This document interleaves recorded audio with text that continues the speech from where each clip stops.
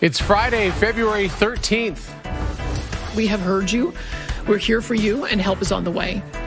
The Alberta government pledges new education teams to help with classroom complexity while ordering schools to review security. My teacher realized what was happening, and we had to hide behind her desk. To accept that my daughter is gone is impossible. The Tumbler Ridge survivors tell their harrowing stories while the victims are identified, and Canada's leaders join the grieving community today.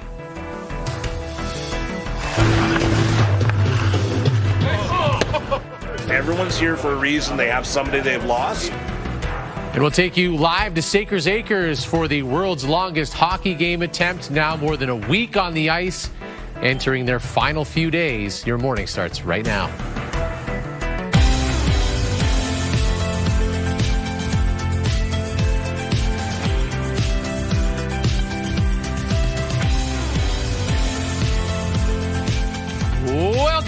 Welcome to your Friday morning. It's already arrived. Nice to have you with us as we start things off. It's Friday the 13th. Valentine's Day is tomorrow.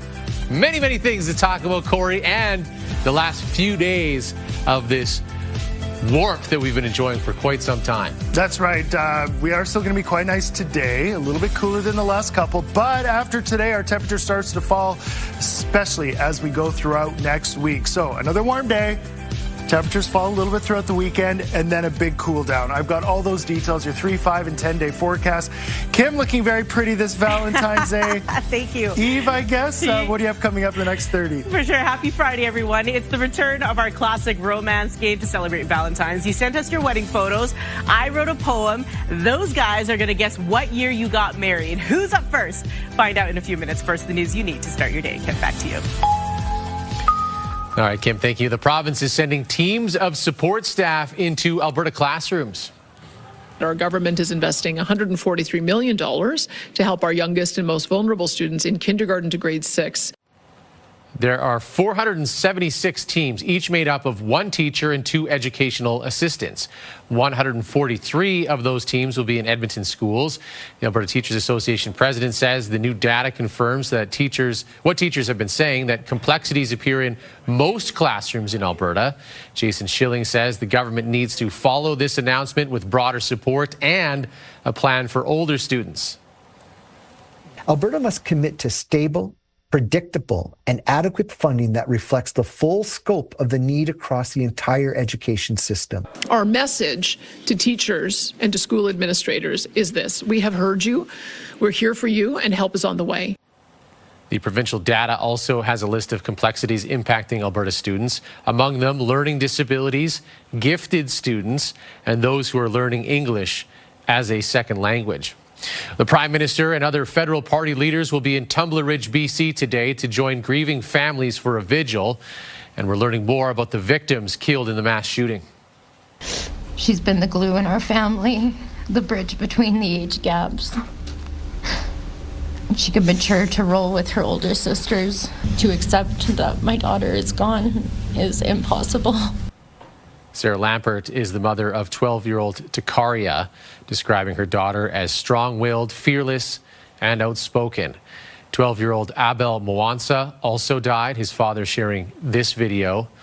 The shooting also took the lives of 12-year-old Kylie Smith, 12-year-old Zoe Benoit, 13-year-old Ezekiel Schofield, and 39-year-old educator Shonda Aviu Ganaduran. And they were all killed at the school. The suspected shooter's stepbrother, 11-year-old Emmett Jacobs, and the shooter's mother, 39-year-old Jennifer Jacobs, were both shot to death in the family home. We're standing with those families, those loved ones who are suffering right now, and with little Maya who's in the hospital. 12-year-old Maya is wounded in the head and neck. She remains in a coma at BC Children's Hospital in Vancouver. Her mother providing an update online, writing, "She moved. It's stimulus, a kick, and a hand move, but it is something. Keep up the positive vibes." 19-year-old Paige Hoekstra was also shot. She remains in hospital. In an update, her sister says she has had 1 surgery, sharing these words from Paige: "I'm okay and I'm recovering." Alberta's education minister is ordering all schools in the province to review their security measures. Demetrius Nicolaides wants all school boards to audit their own protocols. That includes plans to keep doors locked, making sure safety equipment is available, and testing intercoms.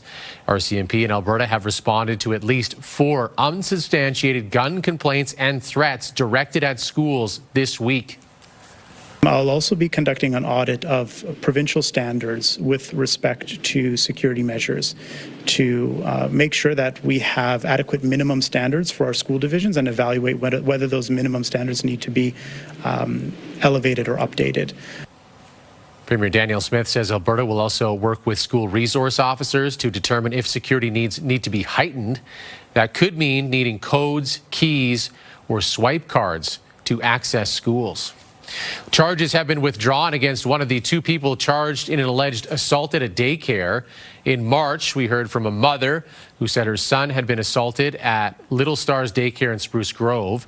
She says she was alerted by the daycare's management and shown a video. Police laid 6 assault charges against 2 people. Court records show all charges against 32-year-old Dimpy Bawa have been withdrawn. The Crown Prosecutor confirming 29-year-old Shivani is still facing 2 counts of assault. The city says it can make the infill building process easier and faster by developing a catalog of design templates. Right now, permitting takes about twice as long for infill as it does for builds in new neighborhoods. The city working with the Canada Mortgage and Housing Corporation on a catalog of templates published last year, including designs of different sizes targeted at different regions of the country. A city spokesperson says the catalog will have designs that align with Edmonton's zoning and character. We want to promote a diversity of options for housing within the city, and these infill designs can be of a certain high quality standard if we have the ability to help create them. And so that's one of the biggest focus. The city is using up to $1 million in federal funding to develop the infill templates. Staff still determining whether the templates will be free to use. They're expected to be published by the end of this year. Well, we recently told you about a bear cub rescued from a deck in Slave Lake, and the people who found the cub have now sent us video.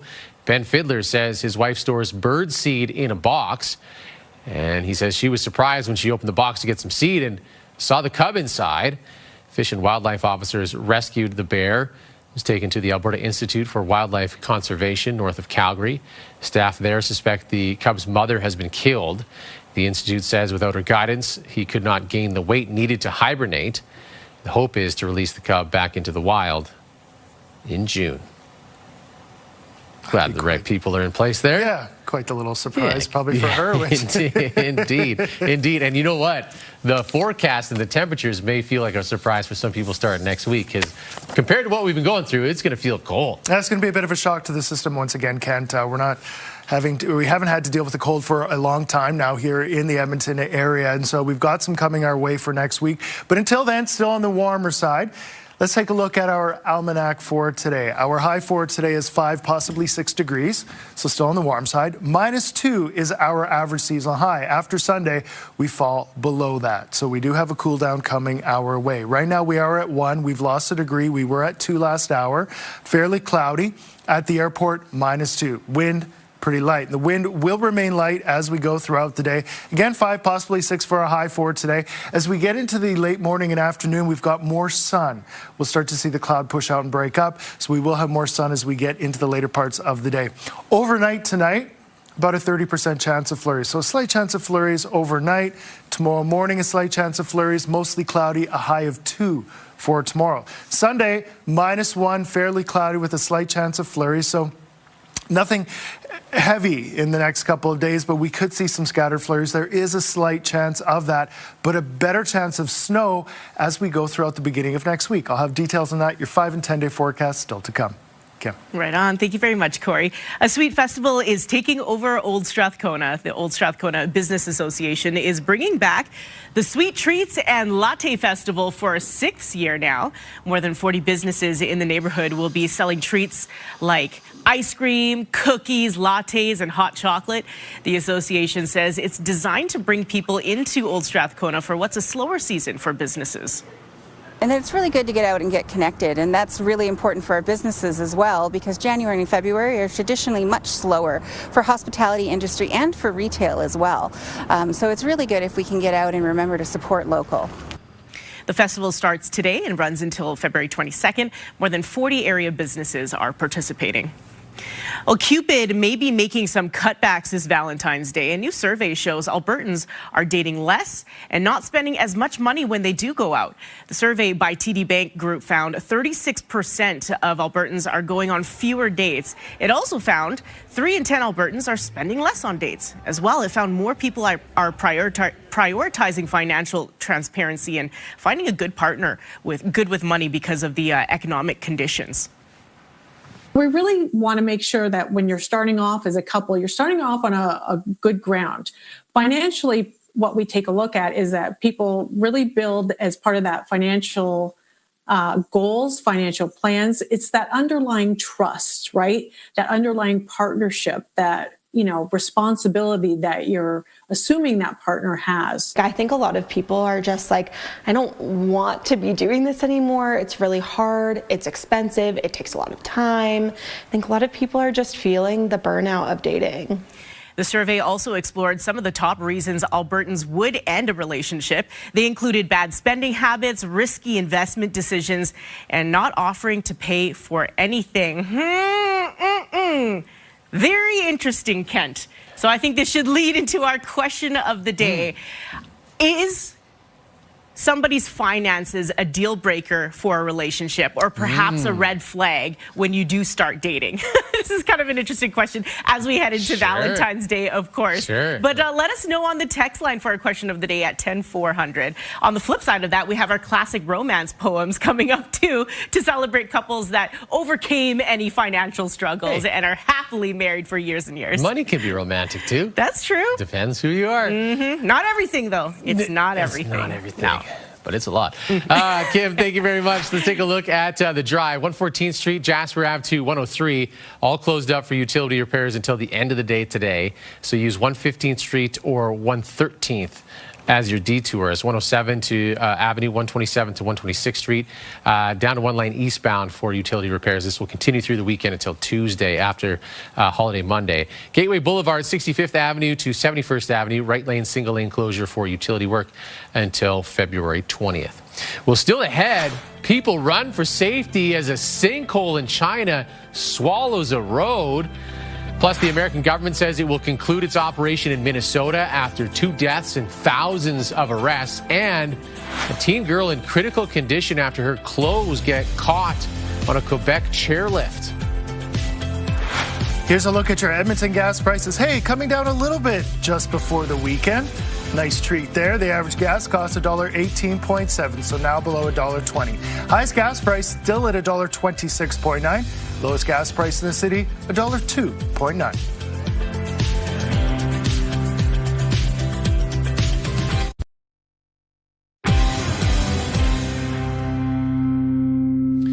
Vorlage Ski Hill in western Quebec remains closed today after a 13-year-old girl was seriously injured in a chairlift. Lots of people, lots of kids on site, and it was very difficult. I've been doing this for 29 years, and I have to say, it's one of the most horrific scenes that we had to do. Police say on Wednesday the young girl was about to get off the chairlift at the top of the hill, but a piece of her clothing got caught in the chair. She was alone and up too high for witnesses to help. A decision was made to send the chair back down the hill where she could be reached. Doctors skiing there at the time helped. She was rushed to hospital where she remains in critical condition. In a statement, Centre Vorlage says it is cooperating with authorities. After 2 months, the Trump administration is ending the immigration crackdown in Minnesota. I'm not going to remove everybody out of the safety order for officers, but like I said, in Operation Metro Surge is ending. And in the next week, we're going to deploy the officers here on detail back to their home stations or other areas of the country that are needed. Some personnel will remain until investigations and other work is finished. The U.S. border czar insisting the enforcement operation was a success. 2 American citizens were fatally shot by federal officers. The ICE action there also spurring protests and thousands of arrests. Busy day for Canada's curlers at the Milano Cortino Winter Games. Brad Jacobs and Canada's men's team, featuring St. Albert curler Mark Carney, are playing a doubleheader today. They began with a 6-3 victory over the U.S. They play Sweden later on. The women's curling rink will also be in action against the Americans today. Canada's men's hockey team also on the ice after starting the Olympic tournament with a convincing 5-0 shutout over Czechia. They will play Switzerland today. Pedestrians in a busy part of Shanghai, China, had to run from a sinkhole that damaged structures and swallowed part of a road. People scattering as the huge hole opens up. Local authorities had closed the immediate area after a water leak was discovered by construction workers the day before. At this point, no injuries have been reported. And we have a peek inside a high-altitude mansion designed for extreme conditions. In this project, we were able to take this incredibly dramatic natural landscape and then within it create this home that has a very direct sense of place and warmth. Architectural Digest touring this stunning retreat in the Montana mountains. The architects sharing how they designed the home to withstand snow and wind 8,400 feet above sea level. We'll still ahead in Edmonton first, a local hospital offering up donated breast milk. Why parents might need it, that's coming up.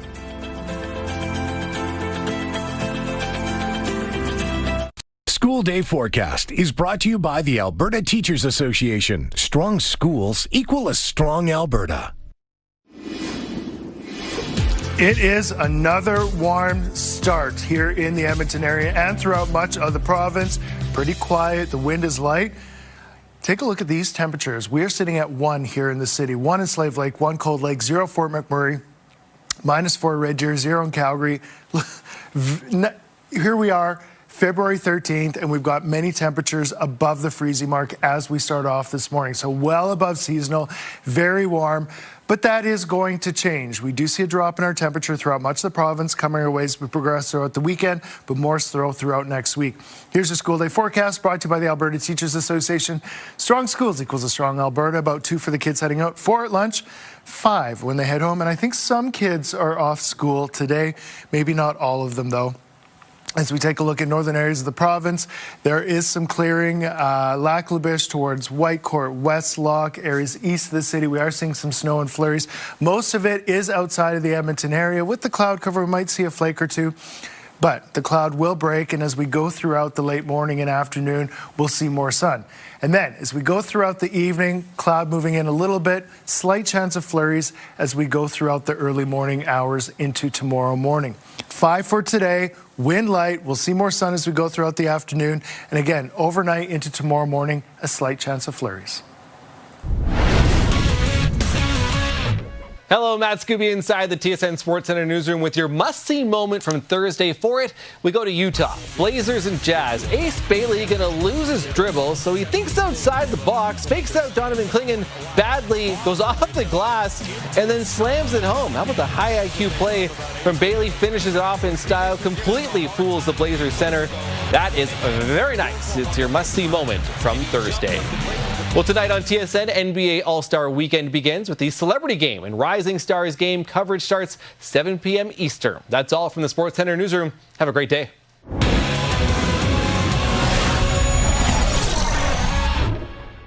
TSN must-see moments brought to you by Century Casino. 3 great locations: Edmonton, St. Albert, and Century Mile.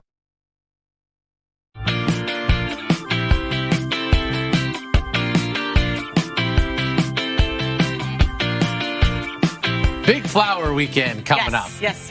And my favorite from this week is this family growing tulips. Will over weather on this one. So every Saturday, Jack and Trudy Thielen sell flowers at the Old Strathcona Farmers Market. Tulips specifically. They're from Red Deer, developing a unique way of growing through their custom greenhouse. Oh, wow. They plant them in water rather than soil. The pair comes from one of the world's most famous flower locales. They immigrated from Holland in the 1990s.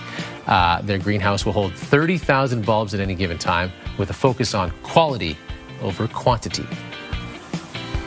We really do it out of our heart, and that makes it for us. You need to have a passion, but without passion you can't do it. Valentine's Day is tomorrow, and the Old Strathcona Farmers Market will be open, so if tulips are a favorite, you may want to go check them out. That is fun. I would take tulips over roses. I would as well. And I Yeah. think tulips last longer, actually. And tulips, big sign of spring, too, Yes. which is nice. Yes. Your tulips are going to die next week, though. Hey! We'll keep them in the water. My Best of the Week has some poor prospects. Happy Beer Street business owners are pushing to become an entertainment district. The change would make it easier for them to hold pedestrian-friendly events. The one-block zone could be closed to traffic and act like a big beer garden.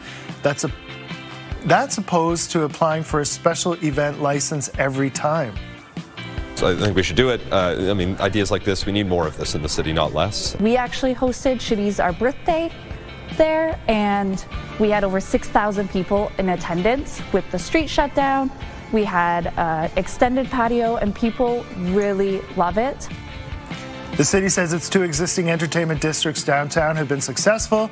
City Council will vote on the new entertainment district next week. I just think it's such a great opportunity to have people gather in a safe area where it's closed off to traffic, and what they do there already is fun. It's already a party. When they do pull it off in the summer times, it's a great thing on Friday. So if they can do that more often and easier, great. I'm all for it, for sure. These little lion dancers are celebrating the upcoming Lunar New Year in a very Albertan way. It's my favorite. Oh my God. Yeah, that is Cadillac Ranch, performed by the group Hung Mon, based in Edmonton. This was over the weekend at the Not Your Average Lunar New Year banquet. This event was put on by the Moss Society, and the banquet, as you may have guessed, was Western themed. There are a ton of Lunar New Year celebrations in the city, lots of dancing, food, color, and creativity. The next big event is tomorrow at Kingsway Mall. I'll be there with my family. Andy loves lions and the drums. It's loud, it's a good time, it's colorful. Don't forget to bring your little red envelopes, because you got to feed the lions, because they need some money too. Yeah. The economy, you know. they need to be able to afford their dragon groceries and lion groceries. Yeah, speaking of the money, we've been asking on the text line, after you're talking about finances and love, how much does that play when you're seeking out a partner, when you're dating? Is it a deal breaker, right? Is it a red flag? How much you got in investments right now? And What's your credit score? When does that subject come up? Totally. For some people who've been married, they still don't talk about it, right? Totally. Let us know on the text line. It's a juicy conversation, or one you don't even want to think about. 10-400. We'll be right back. Programming brought to you by Leading Ladies of Broadway with your Edmonton Symphony Orchestra. Learn more at winspearcenter.com.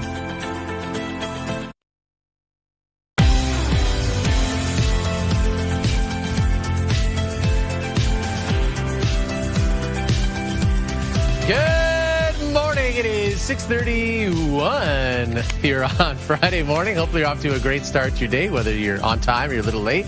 Either way, glad to have you with us. And Corey, as we head outside, we're enjoying the last little bit of this warmth. That's right. Today, still a bit on the warm side. We'll be in the mid-single digits. A little bit cooler for Saturday and Sunday, but then next week, temperature takes a bit more of a fall. I will have those details of your 5-day forecast coming up in about 6 minutes. Kim, what's coming up in the next 30? It's the return of our classic romance game, just in time for Valentine's. You sent us your wedding photos. I wrote a poem with some clues sprinkled in there. These guys are going to guess what year you got married. Who's up first? Find out in a few minutes. First, the news you need to start your day. Kent, back to you. All right, thank you, Ken. We are learning more about what happened inside the school when the gunfire began in Tumbler Ridge on Tuesday. Some of the students and teachers who survived now sharing their stories. I was confused and scared. It went off a few more times, then my teacher realized what was happening, and we had to hide behind her desk. That's 13-year-old Dennis Meehan talking about the moment he heard gunfire. He says he's still trying to make sense of the situation and feels lost. There was a real situation, and my goal at the time was, I have these 15 kids to get out of here. I want these 15 kids to be safe. Jarvis Naranya was teaching mechanics when a student told him that shots had been fired. He says his protective instincts kicked in. He now mourns for the students who were killed, students he says he taught just an hour before the shooting. And Prime Minister Mark Carney will be joining the community of Tumbler Ridge for a vigil today. The Prime Minister was invited by the Mayor of Tumbler Ridge. Mark Carney has since invited all other federal party leaders to join him. Bloc Québécois leader Yves-François Blanchet, Conservative leader Pierre Poilievre, Green Party leader Elizabeth May, and interim NDP leader Don Davies are all expected to attend. And police are investigating a sudden death in southeast Edmonton. Officers were called to a house in the area of 63rd Street and 27th Avenue just before 3 yesterday afternoon. Police taping off a home in the Matson neighborhood. Officers searching the area around the house. EPS says it's too early to comment on the nature of the death or if it's considered suspicious. More than 8,000 Albertans are sharing their horror stories from visits to emergency departments as part of a new CUPE campaign. Elaine Bonfield is participating in the online campaign, pushing the province to declare a healthcare state of emergency. She says she visited a Calgary hospital twice while experiencing severe chest pain and received no help after waiting upwards of 8 hours. On her third visit, she received a referral for a scope, which was deemed semi-urgent. The wait time is between 5 and 10 months. Over the past 3 weeks, 25,000 signatures have been collected, asking for the state of emergency in Alberta healthcare. The Premier responding by saying every time her government uncovers a problem, she solves it, touting new family doctors and a new nurse practitioner model. There's no question more work needs to be done on the first point of access people have going into emergency room and making sure that emergency treatment beds aren't filled with patients waiting to get a bed on a higher floor. CUPE says while Alberta's population has increased by 37%, hospital beds have increased by 13%. And Grey Nuns Community Hospital has become the first in Edmonton to offer donated human breast milk for newborns. While parents can choose formula, each of these 120 milliliter bottles are $19. Only NICU babies are given donated breast milk for free. The milk comes from Northern Star Mother Milk Bank in Calgary. The donated milk is offered to parents who can't yet produce their own for different reasons. Covenant Health says it's safer for parents to purchase milk from the hospital because it's pasteurized. If they have an infection, if they have certain bacteria, if they have HIV, if they have HSV, if they have any of that, that can pass into the breast milk. And if that is shared with another baby, that baby now will have it. Covenant Health says it plans to expand the program to Misericordia Hospital in the spring. Parents wanting to buy pasteurized breast milk can also buy it from co-op pharmacies in Chappelle and Hawkstone. Was the final stretch of what could be the world's longest hockey game with 3.5 days left. The teams have been on the ice since last Thursday, attempting not only to outshoot each other, but also raise money for blood cancer treatment. CTV's Nicole Lampa is at Sakers Acres in Sherwood Park, where this is all happening once again. So, Nicole, with a week on the ice, what's the score out there? Well, Kent, it's not that bad with about 50 goals setting them apart right now. Team Hope is in the lead at 1,256 points, while Team Cure is sitting at 1,210. They just scored about a minute ago. Not bad for the 40 players who have been on the ice for 7 days and nearly 10 hours. The most outstanding stat, though, is that this event has already raised more than 3/4 of its $1 million goal. Joining us right now is the person who started this event 23 years ago, Dr. Brent Sake. Thanks so much for joining us. You're all geared up here. Why did you decide to start this event? Well, this event was sort of not knowing, but when my father was going through the cross, he said, keep the children out of the cross. And unfortunately, he passed away. And just before he passed, he said, do your best to raise some money. And then we had one fun little game, which we thought was going to be a one-off.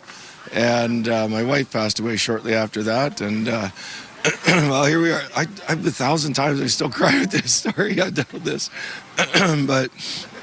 And it's great. It's this community. It's not that we created something. Our community created this. They're so giving, and I'm so thankful that people are supporting this. And this turnaround, what we're raising money for this time for the CAR T cell therapy, is going to be an amazing program at the Cross, one of a kind.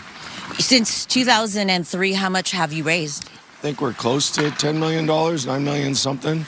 So we're getting close to 10 million mark at this point. You know, with the warmer weather this week, how has the ice been? Ice has been good. Zamboni crew has been amazing. They're up all night with us, doing the best they can to freeze when they can and scrape when they can't and stuff. But yeah, the ice is holding up. We're doing fine. It's beautiful, beautiful weather for this. We played in, I think our coldest is -63. So as rough as the ice is, I think I'd sooner do this than 63.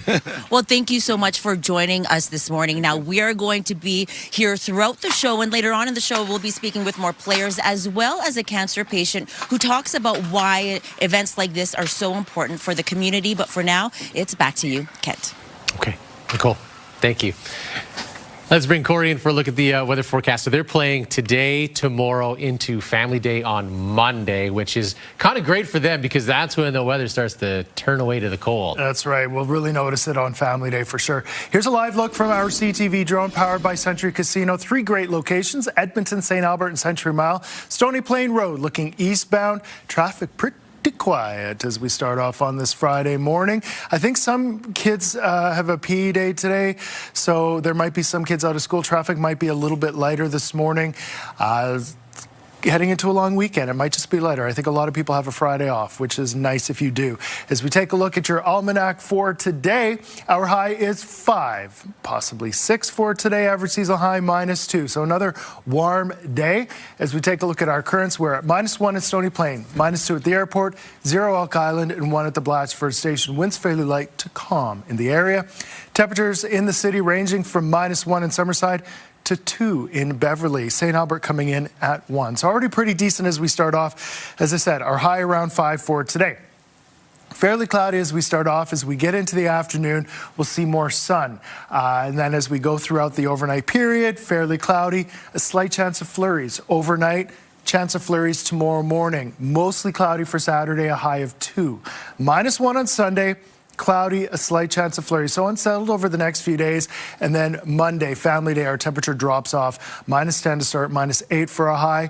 We could see some flurries and then snow heading into Tuesday with our temperature dropping even more. And it continues to drop after that. I will have those details, your 10-day forecast coming up in 15 minutes. Kent. Thank you, Corey. Taking a look at your drive, 88th Avenue, 99th Street to 100. Closed for utility work until the end of the day today. 116th Street, 105 Ave to 106. Left lane is closed for building repairs until the end of the day tomorrow. And then a few weekend delays. Yellowhead Trail, St. Albert Trail to 149th Street down to 1 lane westbound. Utility work there is on Saturday and Sunday. Kim? All right. Thank you very much, Kent. Well, coming up, would you put pantyhose on your face for your best friend? That's a weird question. Sidebar stories are next. Plus, a poem from me to couples who send in their photos and love stories. You get to guess what year they got married. Also, Edmonton's only morning meteorologist has no competition, so we have to put him against himself for his own forecast. Corey versus Corey is next. And the first electric streetlights date back to the 1800s, but an Alberta town is getting their first now. All that and more. It's a stacked Friday. Stick around.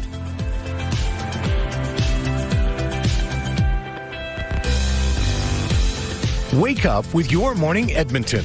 Brought to you by CIR Realty. Making real estate easy in Edmonton, Red Deer, and Central Alberta.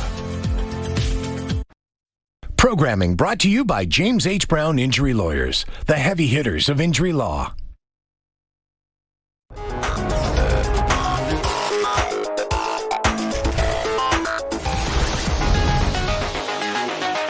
Most everybody has it, and we're exposing it today. That one part of your kitchen that's just a mess.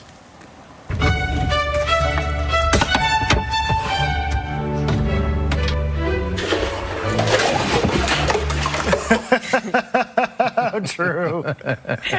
That's right. Most of the cupboards in the kitchen quite tidy, especially where you stack the dishes, and then yep, the Tupperware just goes into whatever that disaster zone you choose is. Nothing stacks. Yeah. Lids all over the place. The lids don't match.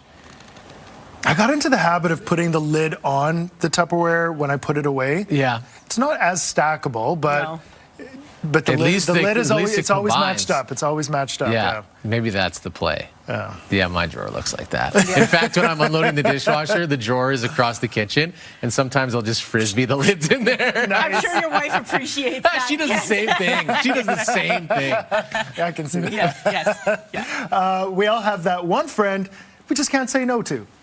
Quite tight, aren't they? Cool tight.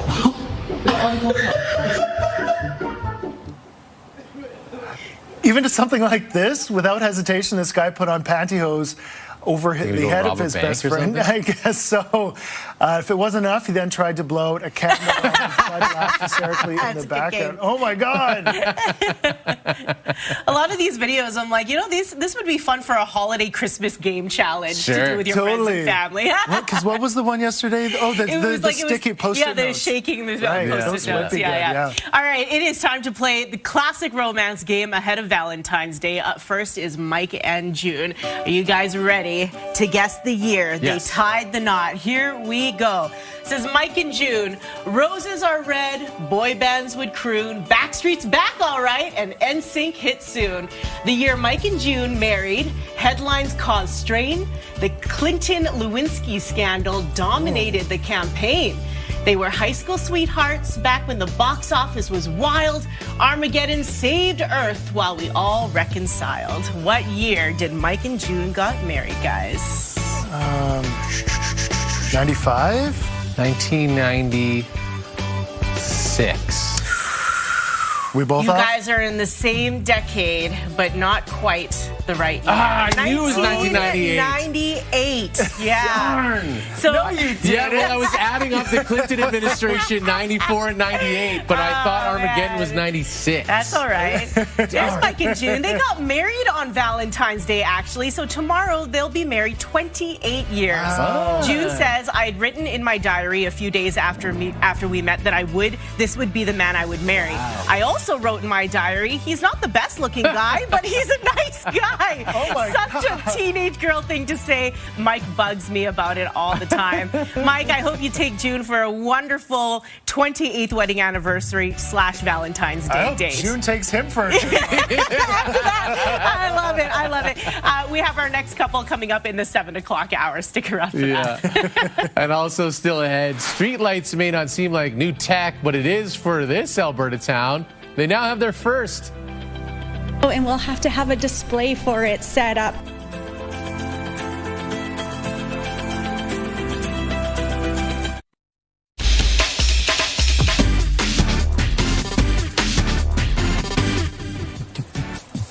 All right, you know what time it is. It's time for Corey versus Corey because he is the only meteorologist on television in this city. So there's quite literally no competition, which means we take Corey from earlier this week, put him up against Corey's forecast from right now, see what he predicted. So check it out. As we get into Thursday, sunny and possibly even 7. And then we start to see our temperature drop off. Still pretty nice on Friday. So Corey said it'd be 6 degrees on Thursday. Was he right? Of course. Yeah. Of course. I think this might be like the 5th week in a row that you've been champion, Corey.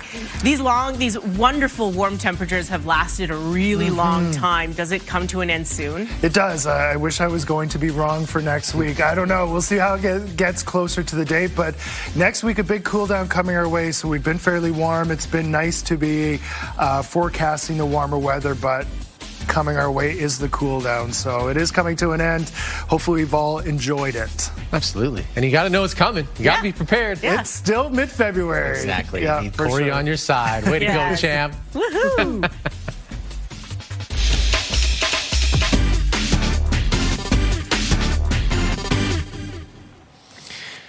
Well, Southern Alberta's oldest town is about to get an upgrade, one you might be surprised they didn't already have. Fort Macleod will be installing its first ever traffic light on Highway 3 more than 134 years after the town was founded. Officials there say about 11,000 vehicles pass through the intersection each day. Fort Macleod says the project will be one for the history books. One day we'll be talking to people and we'll be saying, yeah, like, can you believe it? Back in 2026, that's when they first got their first traffic light, you know, and we'll have to have a display for it set up because, you know, that's how history goes. Traffic light is expected to be up and running by June. We'll still ahead how the latest developments out of the Trump administration could be a major setback in the fight against climate change. Plus, as Ottawa rolls out new rebates for electric vehicles, we talk about whether Albertans are interested.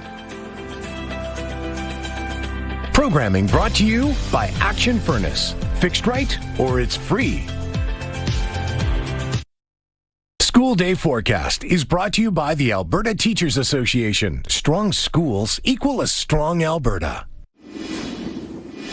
Here is a view from our CTV drone. We've got the Anthony Henday and Stony Plain Road. Traffic looks like it's picking up a little bit out there. And yeah, hopefully everyone has a safe, good commute this morning. As we look towards the embankments, you can see a little bit of snow out there. We've seen a lot of melting, but we're going to add to that snow come the beginning of next week. So we do have some snow in the forecast along with a cool down. 1 right now, though, very warm throughout the province. 2 Lloydminster, 0 Calgary, 1 in Jasper, 0 in Fort McMurray. So decent temperatures to start off this morning. Here's your school day forecast brought to you by the Alberta Teachers Association. Strong schools equals a strong Alberta. About 2 for the kids heading out. 4 at lunch, 5 when they head home. We'll see more sun as we go throughout the afternoon. Overnight tonight, a slight chance of flurries. Slight chance of flurries tomorrow morning, -5 to start, and then 2 for a high. More cloud than sun. -1 on Sunday, slight chance of flurries. Only a 30% chance it is. If we do see it, it'll be the odd scattered flakes here and there. But Monday into Tuesday, our temperatures drop off, and we've got snow in the forecast. Monday night into Tuesday, we could see some snow starting to cover up some of those areas that have melted off. With the temperature drop, it's going to be sticking around a little bit longer. So we do see a cool down coming our way, snow in the forecast, and it looks like the colder temperatures hold as we go throughout next week.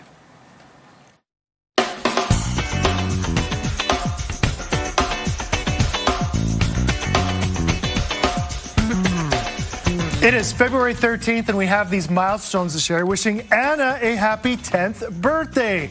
Your family is so proud of you. Be happy. Love, Mom, Dad, and Maria. And also, she is our weather star. Hooray! Yeah, she'll be doing the forecast later in the 8 o'clock hour. So, yeah, real star this morning. Happy birthday, Anna. I can't wait to see her. Yeah, be sure to tune in at 8:40.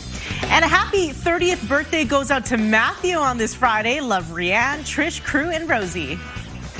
Nicole is turning 42. Lots of love from Mom and Daryl. Stay tuned. We've got more milestones coming up in the next hour. Submit your milestone at ctvedmonton.ca under Your Morning. You could win a $100 gift card to Coolman's Greenhouse, which we draw for every week. We have a quick morning mystery. It's an iconic ballad originally released in 1974.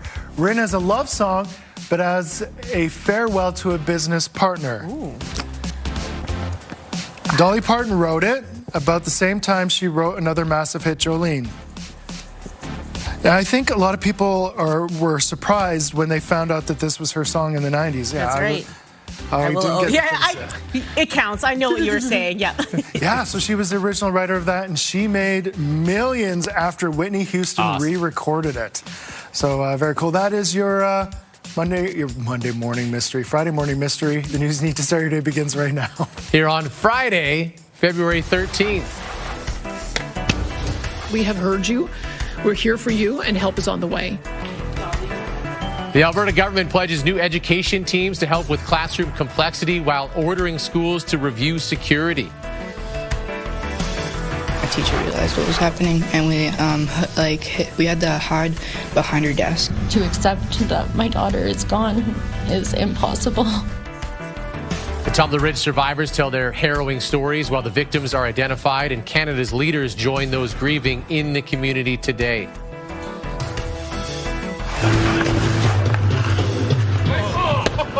Everyone's here for a reason. They have somebody they've lost. We'll take you to Sakers Acres for the world's longest hockey game attempt that is more than a week long now, entering their final few days. Your morning starts right now.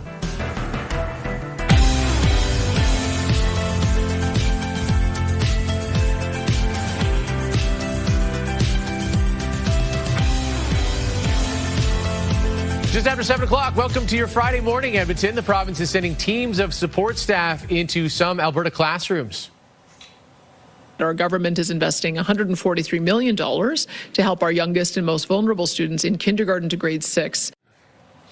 There are 476 teams, each made up of one teacher and 2 educational assistants. 143 of them will be in Edmonton schools.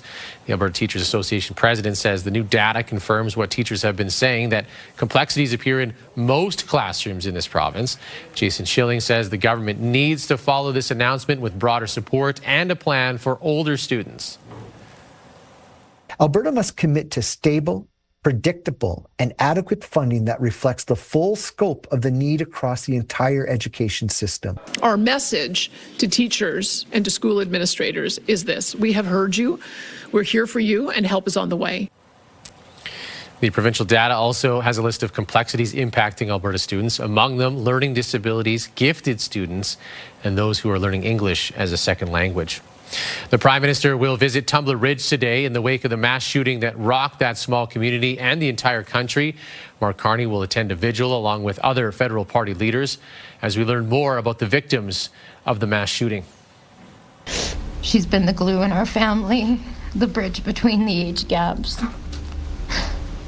She could mature to roll with her older sisters. To accept that my daughter is gone is impossible.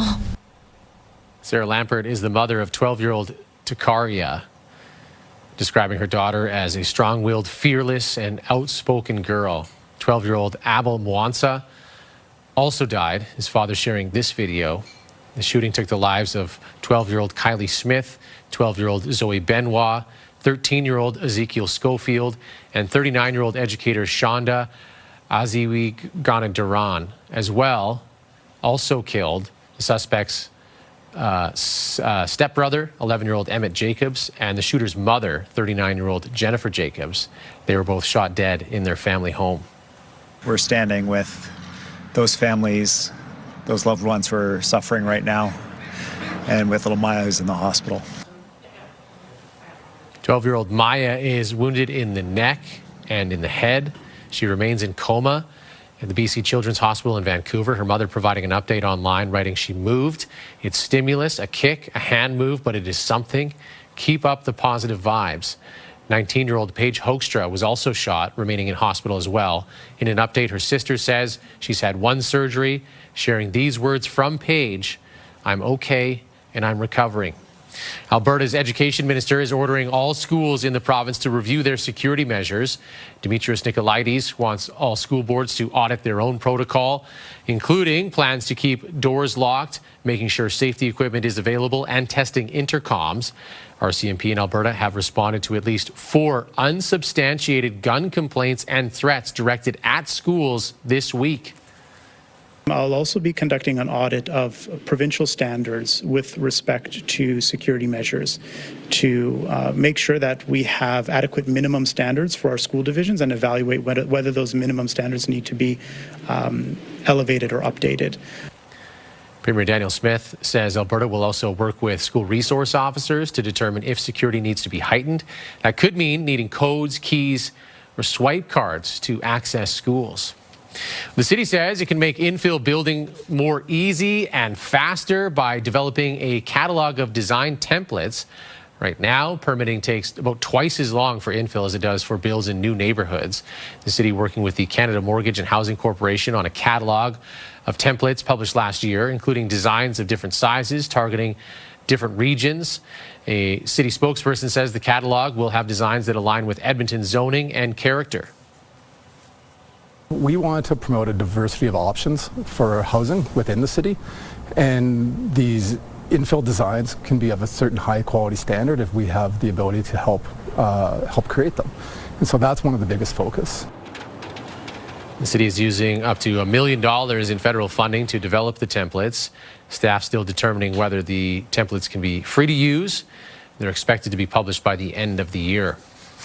And we're in the final few days of what could become the world's longest game. 40 players on the ice in Sherwood Park. They're all duking it out for a top spot, raise the most money for blood cancer treatment. There's also a game going on. The score is outrageous at this point. CTV's Nicole Lapp is at Sakers Acres in Sherwood Park, where this is all happening. So, Nicole, how's the game going? Well, Kent, really good. Right now, we are on a scheduled break. The Zambonis just came off. Let's take a look at the score. Team Hope is ahead at 12,059 points. Team Cure is at 12,013. The 40 players have been on the ice since last Thursday with an over combined 11,000 shots on net for both teams. Now, one of the players who has been at every game since this event started in 2003 is Darcy Humanuk. Darcy, thanks so much for joining us. You've been in now 8 games. This is your 8th time doing this. What keeps you coming back? This is very personal for me. Brent and I are cousins, and when Brent's dad, Uncle Terry, was at the cross, his wish was to keep the kids out of the cross. So when the inception of the game, yeah, of course, I always wanted to be a part of it, and will continue doing so as long as I can. What's it like to play days on end? It's a grind. I'm not going to lie to you. It's pretty grueling, but you know what? At the end of the day, it's nothing compared to what people have to go through. So at the end of the day, it's a small sacrifice. Yeah. How do the players rest up and fuel up?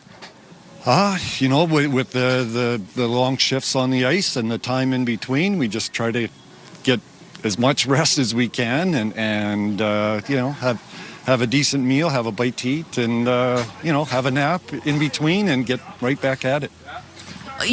A lot of new players on the ice this season. What advice do you have for them as they continue on and hopefully get to Monday evening when the game ends? Just keep grinding away, and you know what?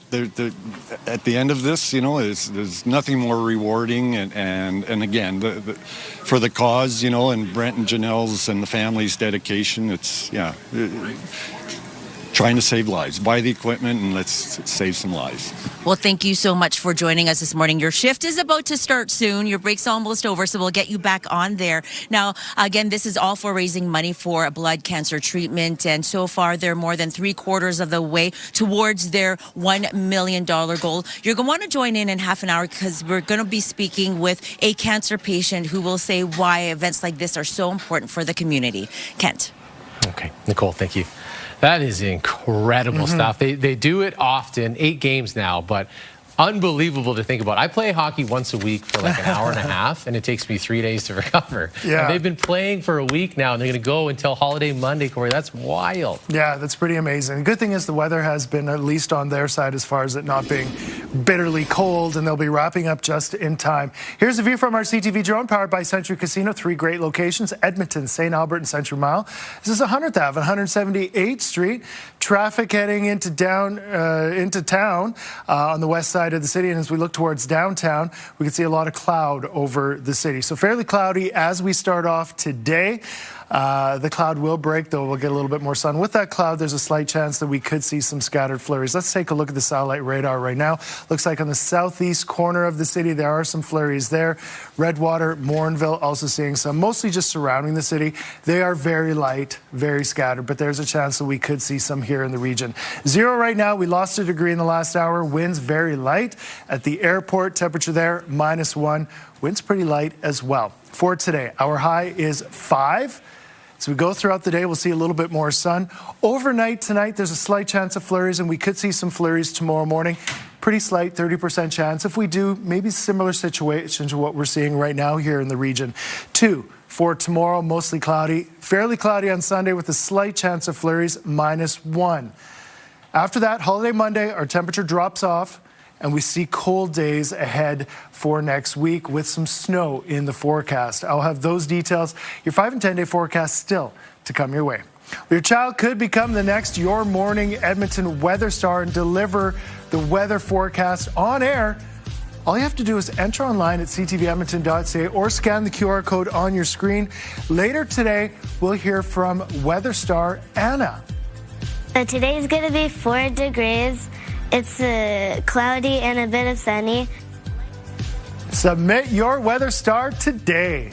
Kim. She looks like she nails it. All right, can't wait to see Anna. Thank you very much, Corey. A sweet festival is taking over Old Strathcona. The Old Strathcona Business Association is bringing back the Sweet Treats and Latte Festival for a 6th year. More than 40 businesses in the neighborhood will be selling treats like ice cream, cookies, lattes, and hot chocolate. The association says it's designed to bring people into Old Strathcona for what's a slower season for businesses. And it's really good to get out and get connected, and that's really important for our businesses as well, because January and February are traditionally much slower for hospitality industry and for retail as well. So it's really good if we can get out and remember to support local. The festival runs today and starts today and runs until February 22nd. More than 40 area businesses are participating. A Cupid may be making some cutbacks on this Valentine's Day. A new survey shows Albertans are dating less, not spending as much money when they do go out. The survey by TD Bank Group found that 36% of Albertans are going on fewer dates. It also found 3 in 10 Albertans are spending less on dates. As well, it found more people are prioritizing financial transparency and finding a partner who's good with money because of the economic conditions. The survey also explored some of the top reasons Albertans would end a relationship.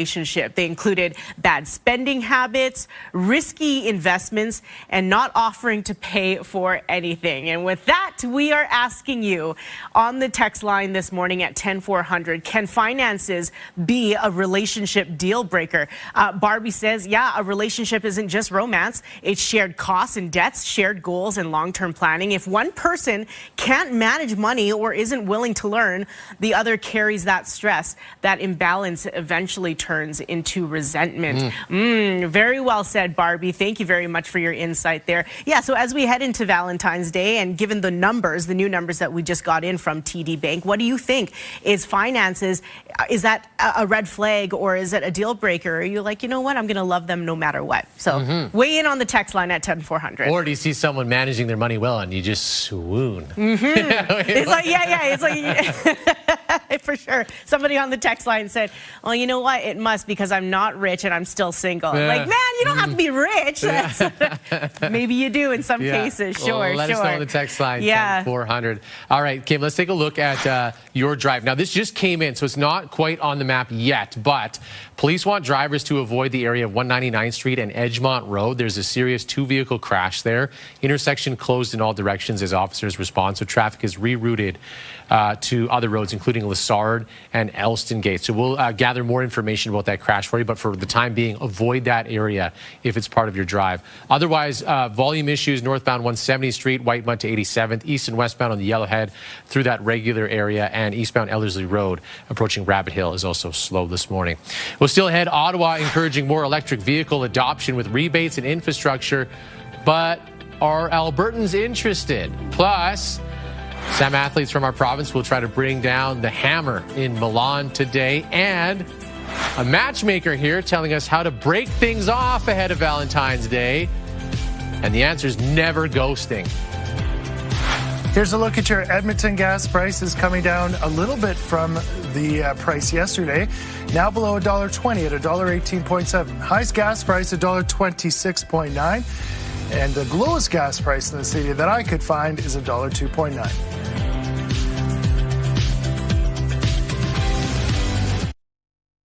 Wake up with Your Morning Edmonton. Brought to you by CIR Realty. Making real estate easy in Edmonton, Red Deer, and Central Alberta.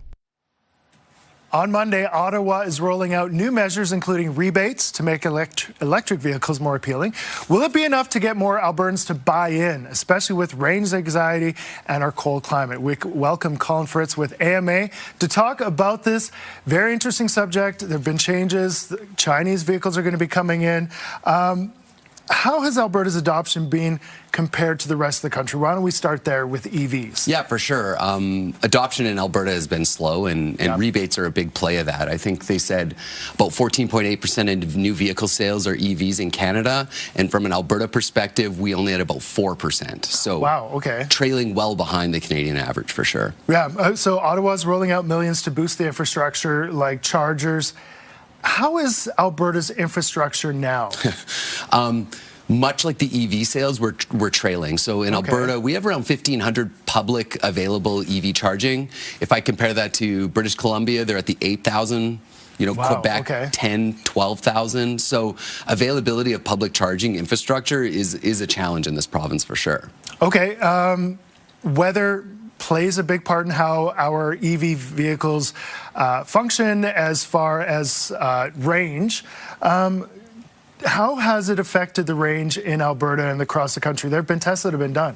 That's right. CAA across Canada has done a long winter test, and what we saw through our results is around a 30 to 40% loss in range during cold weather events. So we can expect to see, your 400 or 500 kilometer ranges cut down to the 250, 300, depending on cold and really what you're using within the cabin.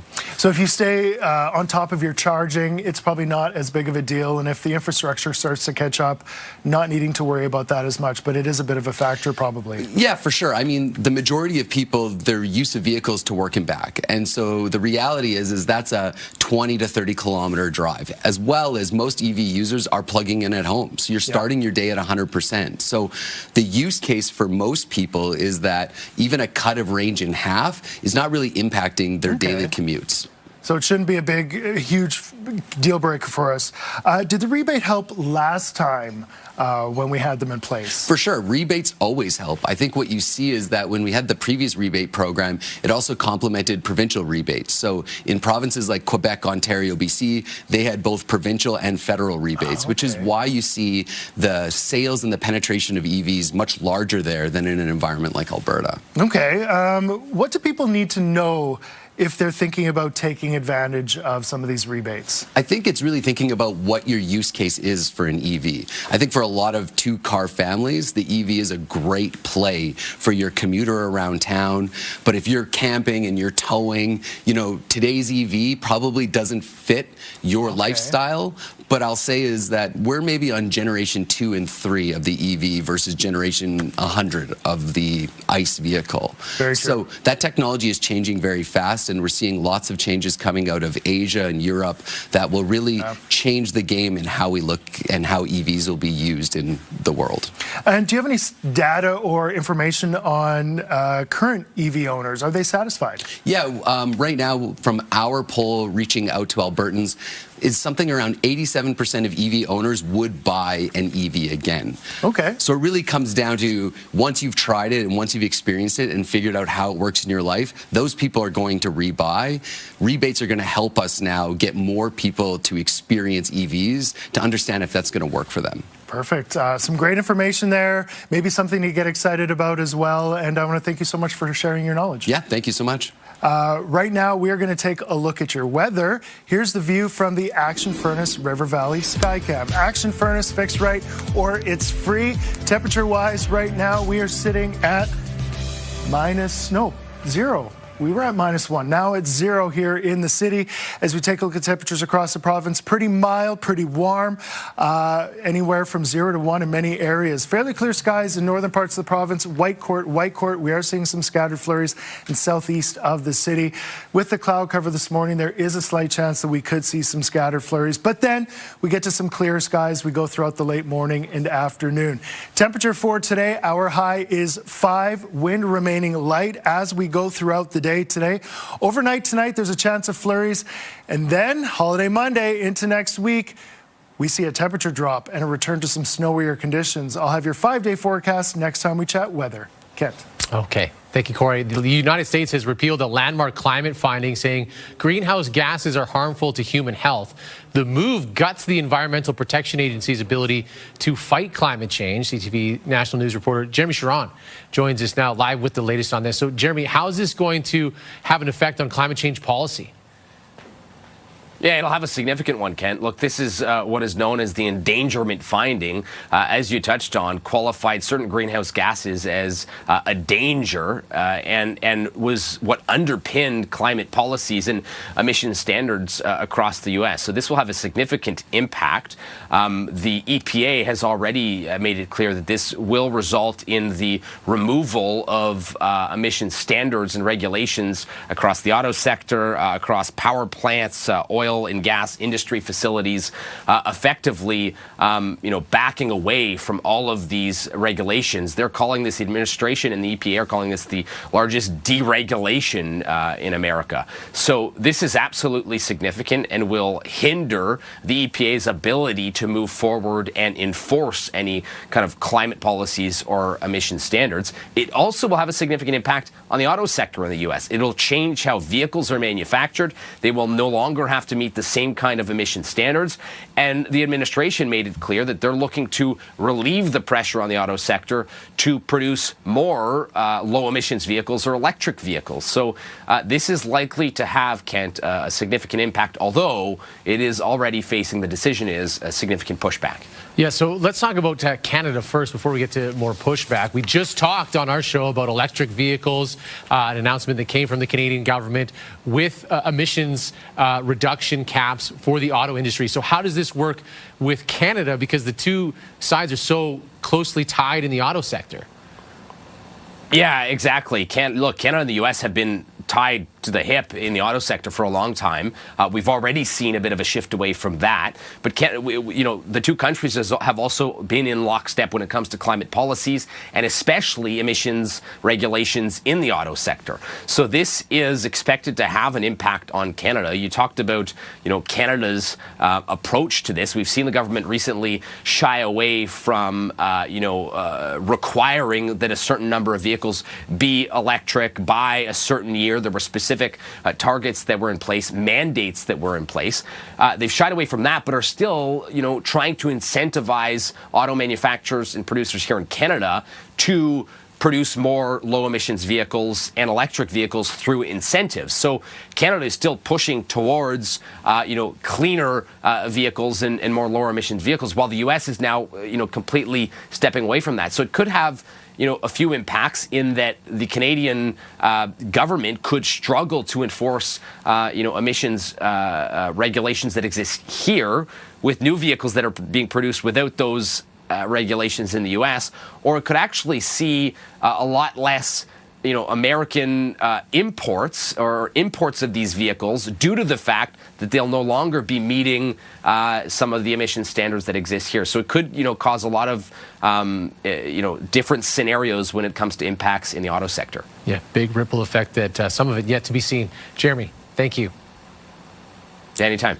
It was a busy day for Canada's curlers at the Milano Cortina Winter Games. Brad Jacobs and the Canada rink featuring St. Albert curler Mark Carney have a doubleheader today. They began with a 6-3 victory over the United States, and they're playing Sweden as well today. The women's curling rink will take on the Americans as well today.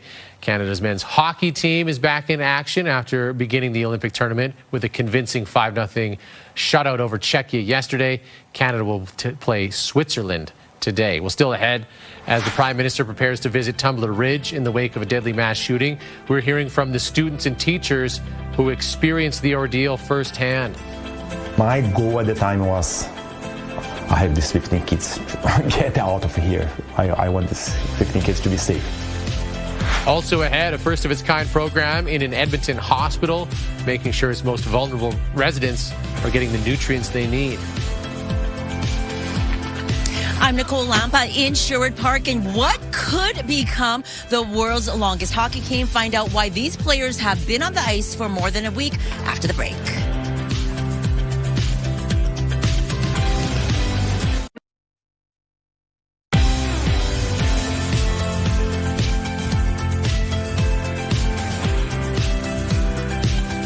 Good morning, you beautiful city. It's 7:30 here on a Friday. Hopefully you're off to a great start to your day. Friday, rolling into a long weekend for many people. The vibes are high.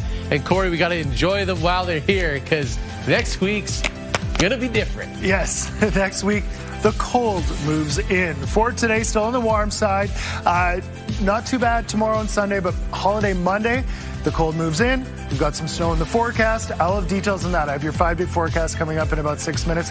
Kim, what do you have coming up for us? Happy Friday, everyone. We have a matchmaker in the house, and boy, do we have some juicy questions ahead of Valentine's Day, such as, is it ever okay to ghost someone? And if somebody breaks things off with you, how should you handle things? That conversation is coming up in a few minutes. First, the news you need to start your day. Kim, back to you. All right, Kim, thank you. We are learning more about what happened inside the school when the gunfire began in Tumbler Ridge on Tuesday. Some of the students and teachers who survived now sharing their stories. I was confused and scared. It went off a few more times, then my teacher realized what was happening, and we had the hide behind her desk. That is 13-year-old Dennis Meehan talking about the moments he heard gunshots. He says he's still trying to make sense of the situation, and right now he feels lost. There was a real situation, and my goal at the time was, I have these 15 kids, get out of here. I want these 15 kids to be safe. Jarvis Naraunia was teaching mechanics when a student told him that shots had been fired. He says his protective instincts kicked in. He's now mourning for the students who were killed. Students he says he was teaching just an hour before the shooting. The Prime Minister Mark Carney will be joining the community of Tumbler Ridge for a vigil today. The Prime Minister invited there by the Mayor of Tumbler Ridge. Mark Carney then invited all other federal party leaders to join him. Bloc Québécois leader Yves-François Blanchet, Conservative leader Pierre Poilievre, Green Party leader Elizabeth May, and interim NDP leader Don Davies are all expected in attendance today. Police are investigating a sudden death in southeast Edmonton. Officers responding to a house in the area of 63rd Street and 27th Avenue just before 3 yesterday afternoon. Police taping off a home in the Matson neighborhood. Officers searching the area around the house. EPS says it's too early to comment on the nature of the death or if it's considered suspicious. More than 8,000 Albertans are sharing their horror stories from visits to emergency departments as part of a new CUPE campaign. Elaine Bonfield is participating in the campaign online, pushing the province to declare a healthcare state of emergency. She says she visited a Calgary hospital twice while experiencing severe chest pain, receiving no help after waiting upwards of 8 hours. On her third visit, she received a referral for a scope, which was deemed semi-urgent. The wait time for that is between 5 and 10 months. Over the past 3 weeks, 25,000 signatures have been collected in a push for a state of emergency in Alberta healthcare. The Premier responding by saying every time her government uncovers a problem, she solves it, touting new family doctors and a new nurse practitioner model. There's no question more work needs to be done on the first point of access people have going into emergency room and making sure that emergency treatment beds aren't filled with patients waiting to get a bed on a higher floor. CUPE says while Alberta's population has increased by 37%, hospital beds have increased by 13%. Grey Nuns Community Hospital has become the first in Edmonton to offer donated human breast milk for newborns. Parents can still choose formula, but there are 120 milliliter bottles available for $19 with the breast milk. Only NICU babies are given donated breast milk for free. The milk comes from Northern Star Mother Milk Bank in Calgary. The donated milk is offered to parents who cannot yet produce their own for different reasons. Covenant Health says it's safer for patients to purchase milk from the hospital because it's pasteurized. If they have an infection, if they have certain bacteria, if they have HIV, if they have HSV, if they have any of that, that can pass into the breast milk. And if that is shared with another baby, that baby now will have it. Covenant Health says it plans to expand the program to Misericordia Hospital in the spring. Parents wanting to buy pasteurized breast milk can also get it from co-op pharmacies in Chappelle and Hawkstone. Alberta Wildfire says it's too early to tell what this year's risk will be despite the record-breaking snowfall in some parts of the province. What's here today is not going to be as important as what we see on the ground as we get into like mid to late March and into early April. Alberta Wildfire says any snow that is melting now will not soak into the ground because the ground's still frozen. Wildfire season officially begins March 1st. There have been 4 new fires since the beginning of the year. 282 hectares have burned, mostly in the Rocky Mountain House Forest area. Fire only grows when given the right conditions and the opportunity. And that opportunity is out there now because we are seeing open ground without snow. And we have dead and dried fine fuels, we call them, grasses. So we just ask people to be extra careful when they're out on the landscape, whether they're hunting or winter camping or whatever it is they're doing out there. The province was supposed to announce how much it plans to spend on wildfire resources for the upcoming season in a press conference on Wednesday. That was postponed due to the Tumbler Ridge shooting. Well, it's the final stretch of what could be the world's longest hockey game with 3.5 days left. The teams have been on the ice for more than a week now, attempting not only to outshoot each other, but also raise money for blood cancer treatment. CTV's Nicole Lampa is at Sakers Acres in Sherwood Park, where this is happening, with pucks flying around, Nicole. That was Brent Sake, by the way, when you were doing your promo that shot that at the boards. What's the score right now? Well, Kent, it just keeps on climbing. Both teams have a combined 11,000 shots on net. Now, Brent Sake did come up to me afterwards and give me a hug for that shot. But right now, Team Hope scored just moments ago. It now sits at 1,262 points. Team Cure is at 1,215. Not bad for the 40 players who have been on the ice for 7 days and nearly 10 hours. And the most outstanding stat, though, is that this event has raised more than $750,000 of its $1 million goal. Joining us right now to talk more about the importance of this event is Ryan Kelly with the Alberta Cancer Foundation. Thank you so much for joining us this morning. Now, what does the money go towards? So these players today are playing for something called CAR T-cell therapy that started as a clinical trial at the Cross Cancer Institute in Edmonton, and it was about 26 people that went through that. The money raised from this will actually make that program permanent and really gives that hope to people who've really run out of options, to be frank. They where surgery or chemotherapy just hasn't worked. CAR T-cell therapy is how we actually save their lives, and it's had amazing results so far, and so we get to expand the program with the funds raised. This started back in 2003. What does this event mean for the foundation? Well, I think anyone who's experienced cancer knows how big this community is, and this is just a really powerful community of people who are really committed to the cause. They've raised $8 million in all the times and the events that they've been having, and we hope to raise another $1 million this year in support of CAR T-cell therapy. So it's a really powerful community, and the passion and the commitment of these guys is really what it's all about. You are quite passionate because you were also on the ice yourself just yesterday. With 3 more days left, what are you hoping for? Well, we'd like to hit our goal of $1 million, and we're about 75% of the way there. We have a match going on right now, so every dollar that you give is going to be matched dollar for dollar. So we would encourage Albertans to step up and support these players who are, been playing 24 hours a day in all kinds of weather. So, yeah, we really want people to come out and support us. Thank you so much for joining us this morning. Now, fans are starting to show up, including one fan who is currently a cancer patient, and he'll be talking about what this all means for him, and we'll have him in half an hour. Kent. The CTV drone, powered by Century Casino. 3 great locations: Edmonton, St. Albert, and Century Mile. 7:30 HR taking a live look through the River Valley Skycam as we look towards the Walterdale high-level bridges. A little bit of traffic heading across. It's been on the lighter side this morning. There's one collision to talk about. We'll have that coming up in a short bit. -1 at Stony Plain, -1 at the airport, 0 Elk Island, and 0 at the Blatchford station. Winds pretty light to calm in the area. Temperatures within the city ranging from -1 to +1, and we're at +1 in St. Albert. For today, our high 5 degrees, cloudy to start. There are some scattered flurries in and around the region. As we get into late morning and afternoon, we'll see more sun. Overnight tonight into tomorrow morning, a slight chance of flurries. Tomorrow, 2 for a high, mostly cloudy. Sunday, fairly cloudy, -1, so our temperature continuing to drop with a slight chance of flurries with that cloud cover. Holiday Monday, that's when we see a bigger temperature drop. -10 to start, -8 for a high. Fairly cloudy, and then Monday evening, it looks like we start to see some flurries. Then we have snow for Tuesday, -12. So our temperature continuing to drop off. Today, the warmest day in the 5-day. Tuesday, cold, but then even colder as we go throughout the mid part of next week. I will take a look at those details. Your 10-day forecast coming up in 15 minutes.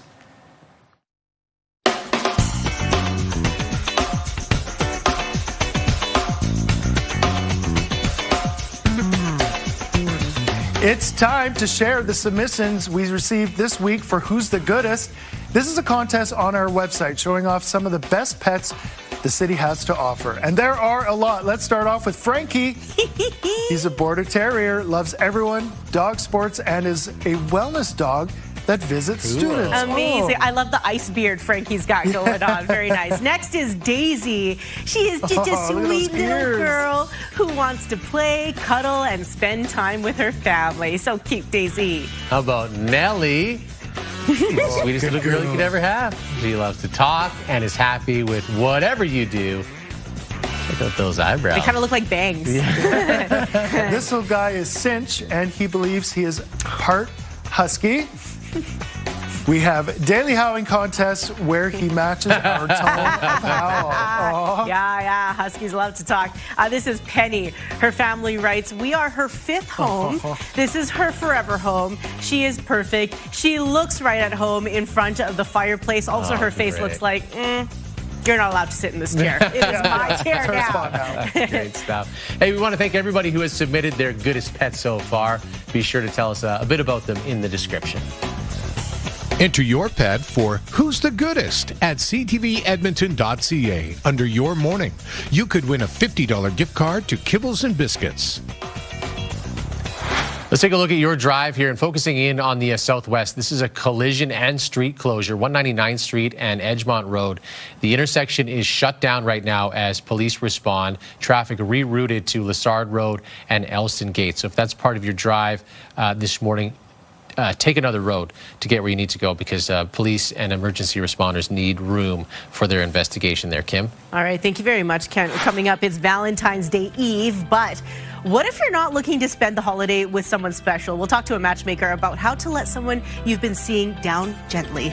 Also, we're looking back at our favorite stories of the week, including a potential new party district. Later on, a neuroscientist joins us to explain how being bombarded with technology is impacting our brains and how to do a tech detox. Don't miss it.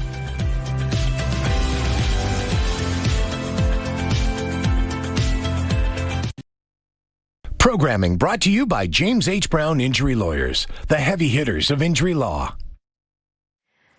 Well, Valentine's Day is tomorrow, so romance is top of mind. But today, we're going to be talking about one of the less romantic parts of dating. Breaking things off.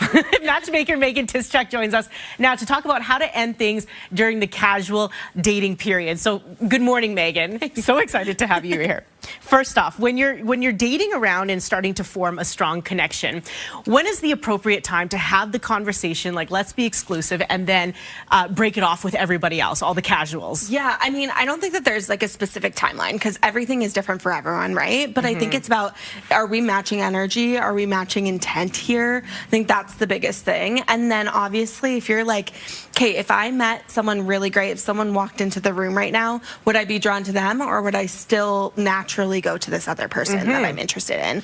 Obviously then it's just about having that conversation. Are we on the same page? Are you wanting that same thing? And then from there, ending any of the other connections you have. Okay, so then on the flip side, what if you've only had a few dates with somebody, but you're like, okay, I'm not feeling it. How can you break it off with them so that it's respectful? Yeah, I think the easiest thing to say, honestly, actually say something right away. We don't want to like just kind of let it go just because, but I would really say have that moment to say, hey, I've really enjoyed getting to know you. I think that what I'm looking for is a little bit different, or I'm not feeling a romantic connection there. That is totally fine, and that's very respectful. For sure.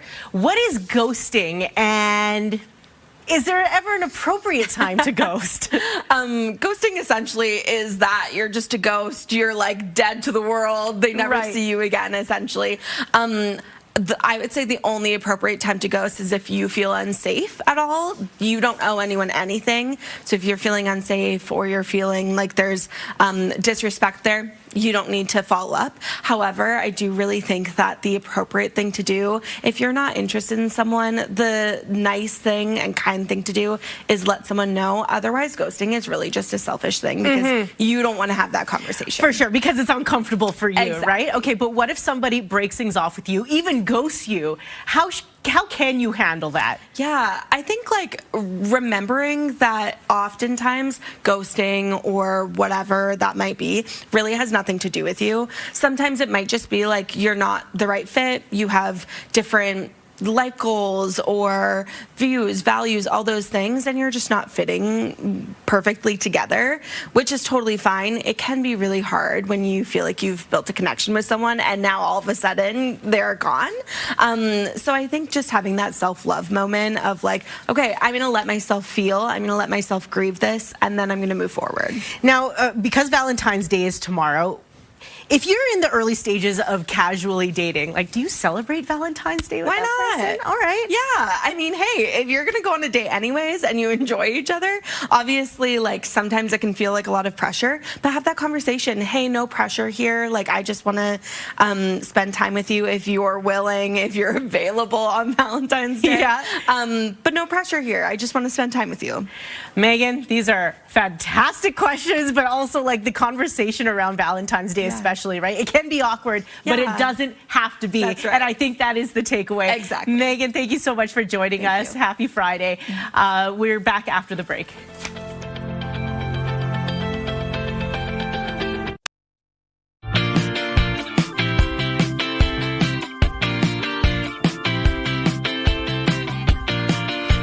Big flower weekend coming up as we've been discussing. Or not. Valentine's Day. Or maybe not. Just don't disappear. But this favorite of the week for me is this family growing tulips with will over weather. They're at the Old Strathcona Farmers Market every Saturday. Originally from Red Deer, that's where they have their greenhouse. They developed a unique growing system there. They plant in water rather than soil. And look, that's pretty good for this time of the year. They come from one of the most famous flower locales. They immigrated from Holland in the 1990s. Their greenhouse will hold 30,000 bulbs at any given time with a focus on the quality over the quantity. We really do it out of our heart, and that makes it for us. You need to have the passion. Without passion, you can't do it. Awesome. Valentine's Day is tomorrow, as we've been discussing. So if you need some tulips, maybe head to the Old Strathcona Farmers Market. Very fun stuff. I think we all said we would prefer tulips over roses. For anyway. sure. Yeah. My best of the week, Happy Beer Street business owners are pushing to become an entertainment district. The change would make it easier for them to hold pedestrian-friendly events. The one block zone could be closed to traffic and act like one big beer garden. That's opposed to applying for a special event license every time they want to do something. I think we should do it. I mean, ideas like this, we need more of this in the city, not less. We actually hosted Shitty's our birthday there, and we had over 6,000 people in attendance with the street shut down. We had extended patio, and people really love it. The city says its two existing entertainment districts downtown have been successful. City Council will vote on the new entertainment district next week. I think it's great because those independent breweries are fantastic. Any way to help them be more successful, and another area to congregate. Yeah, definitely. Anytime somebody's from out of town visiting, always Happy Beer Strip. Like, look, we're cool, guys. Look at this. It's so cool. It is time to play another round of our classic romance game ahead of Valentine's Day. This is our second couple of the morning.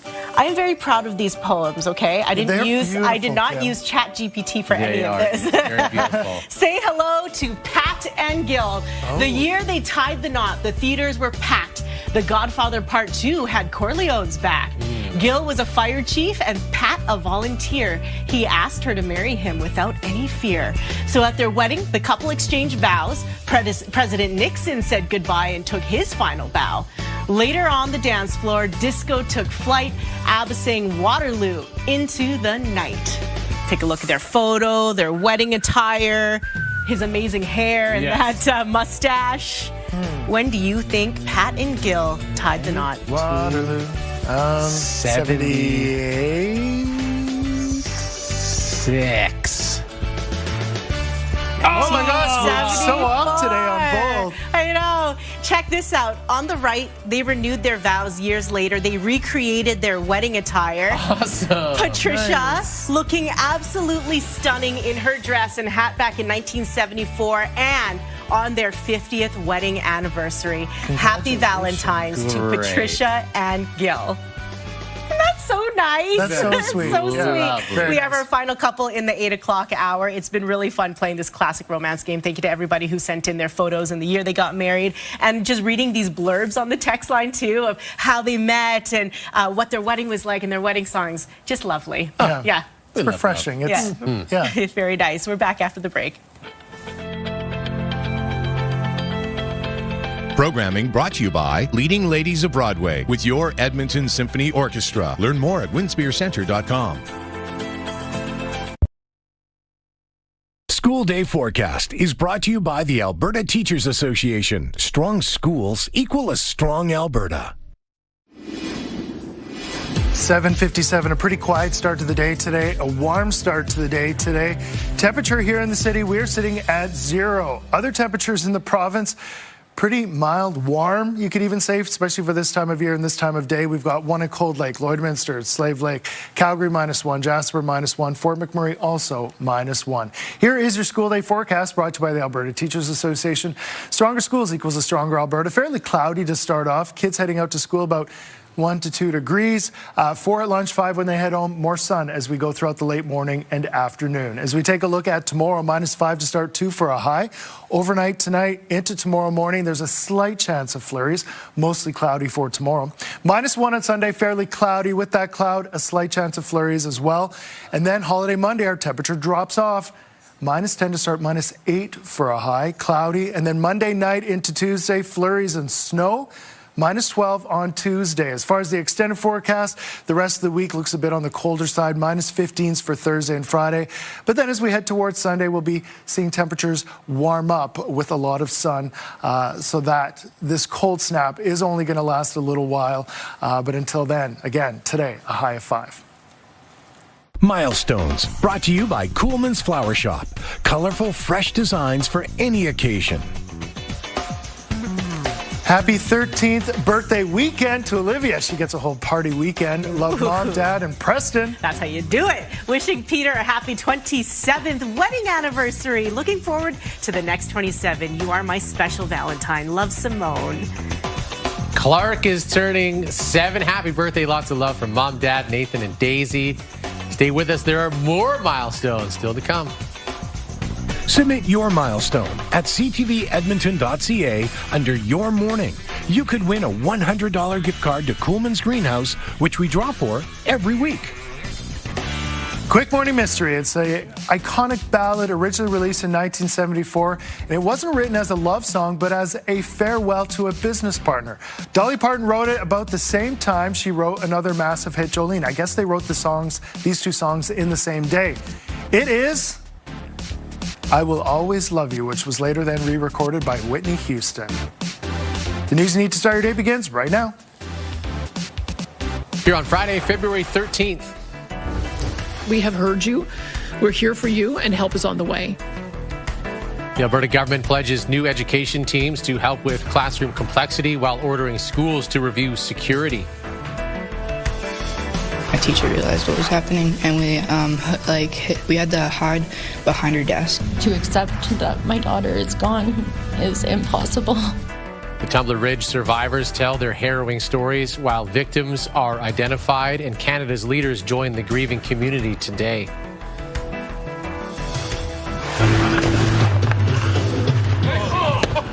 Everyone's here for a reason. They have somebody they've lost. We'll take you live to Sakers Acres for the world's longest hockey game attempt. Now they've been on the ice for more than a week, and they still have a few days to go. Your morning starts right now.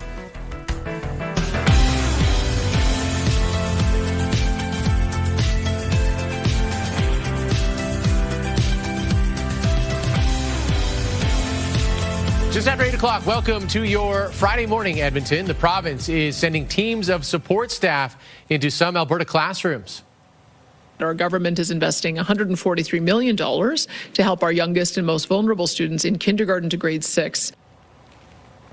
There are 476 teams, each made up of 1 teacher and 2 educational assistants. 143 of them will be in Edmonton schools. The Alberta Teachers Association president says new data confirms what teachers have been saying, that complexities appear in most classrooms in Alberta. Jason Schilling says the government needs to follow this announcement with broader support and a plan for older students as well. Alberta must commit to stable, predictable, and adequate funding that reflects the full scope of the need across the entire education system. Our message to teachers and to school administrators is this: we have heard you, we're here for you, and help is on the way. The provincial data also has a list of complexities impacting Alberta students. Among them, learning disabilities, gifted students, and those who are learning English as a second language. The Prime Minister will visit Tumbler Ridge today in the wake of the mass shooting that has rocked the small community and entire country. Mark Carney will attend a vigil along with other federal party leaders as we learn more about the victims killed in the shooting. She's been the glue in our family, the bridge between the age gaps. She could mature to roll with her older sisters. To accept that my daughter is gone is impossible. Sarah Lampert is the mother of 12-year-old Takaria, describing her daughter as strong-willed, fearless, and outspoken. 12-year-old Abel Mwansa also died, his father sharing this video. The shooting also took the lives of 12-year-old Kylie Smith, 12-year-old Zoe Benoit, 13-year-old Ezekiel Schofield, and 39-year-old educator Shonda Aziugana Duran.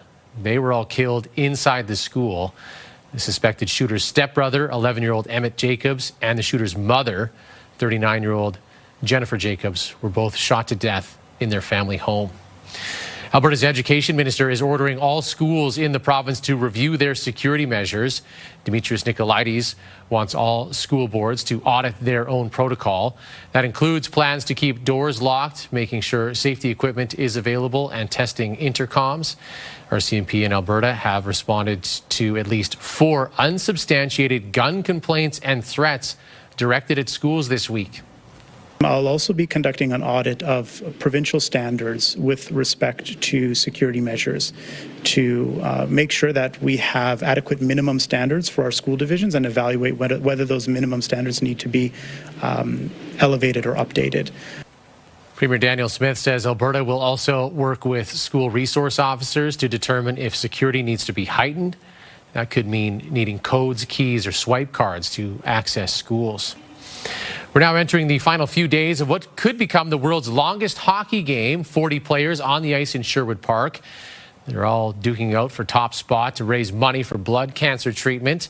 CTV's Nicole Lamp is at Sakers Acres in Sherwood Park, watching the action there this morning for the last couple of hours. So what's it been like? How's the game on the ice after these players have been at it for more than a week, Nicole?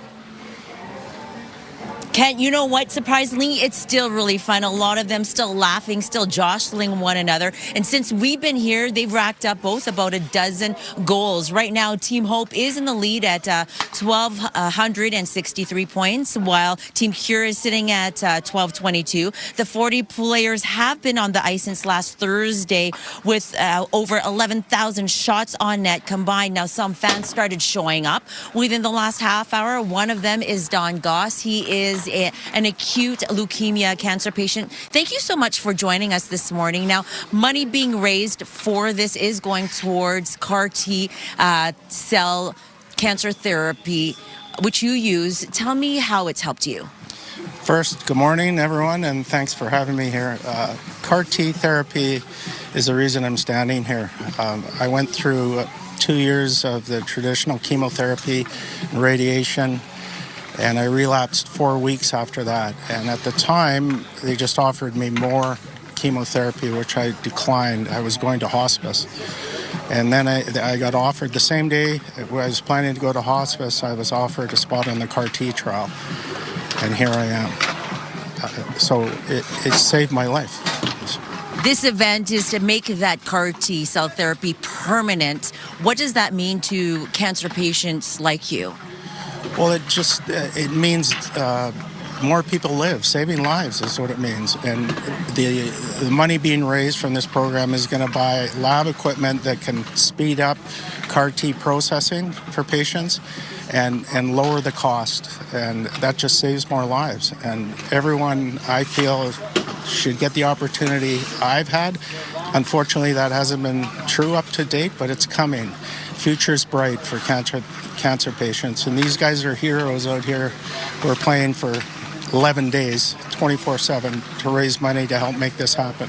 So thanks to them, the Cross Cancer Center, and the world's longest game in Brent's sake.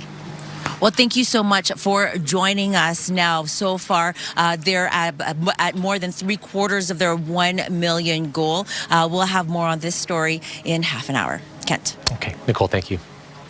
The CTV drone, powered by Century Casino. 3 great locations: Edmonton, St. Albert, and Century Mile.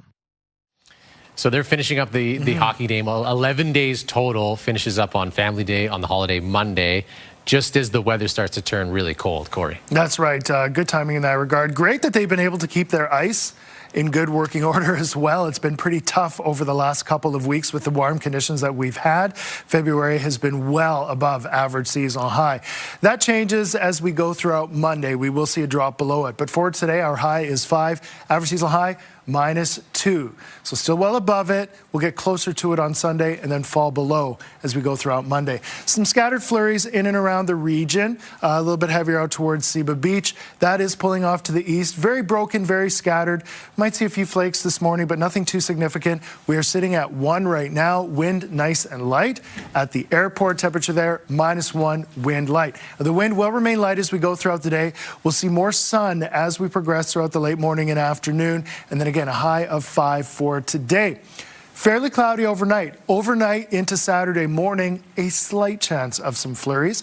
-5 to start Saturday, 2 for a high, mostly cloudy. And then Sunday, fairly cloudy, and with that cloud, a slight chance of flurries, closer to average seasonal high with a high of -1. And then, as I said, Monday we drop below, and we remain cold as we go throughout next week. I have your 5- and 10-day forecast coming up a little bit later on. Kim. All right, thank you very much, Corey. Well, perfect weather for this. The Sweet Festival is taking over Old Strathcona. The Business Association is bringing back the Sweet Treats and Latte Festival for a 6th year. More than 40 businesses will take part. The festival meant to bring in shoppers during a slower season. And it's really good to get out and get connected, and that's really important for our businesses as well, because January and February are traditionally much slower for hospitality industry and for retail as well. So it's really good if we can get out and remember to support local. The festival starts today and runs until February 22nd. Well, Cupid may be making some cutbacks this Valentine's Day. A new survey shows Albertans are dating less, not spending as much money when they do go out. The survey by TD Bank Group found 36% of Albertans are going on fewer dates. It also found 3 in 10 Albertans are spending less on dates. As well, it found more people are prioritizing financial transparency and finding a partner who's good with money because of the economic conditions. We really want to make sure that when you're starting off as a couple, you're starting off on a good ground. Financially, what we take a look at is that people really build as part of that financial goals, financial plans. It's that underlying trust, right? That underlying partnership, that responsibility that you're assuming that partner has. I think a lot of people are just like, I don't want to be doing this anymore. It's really hard. It's expensive. It takes a lot of time. I think a lot of people are just feeling the burnout of dating. The survey also explored some of the top reasons Albertans would end a relationship. They included bad spending habits, risky investment decisions, and not offering to pay for anything.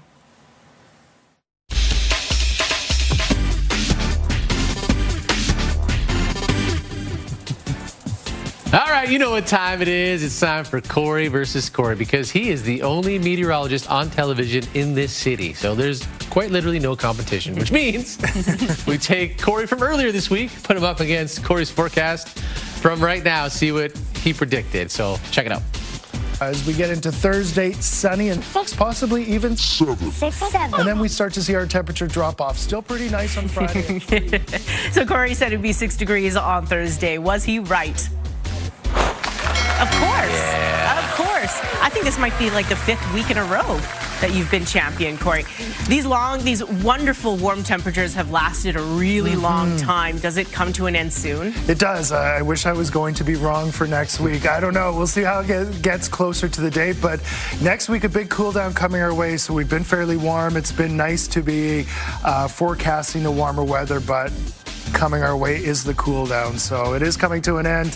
Hopefully we've all enjoyed it. Absolutely. And you got to know it's coming. You got to be prepared. Yeah. It's still mid-February. Exactly. Yeah, you need Corey on your side. Way to go, champ. Woohoo.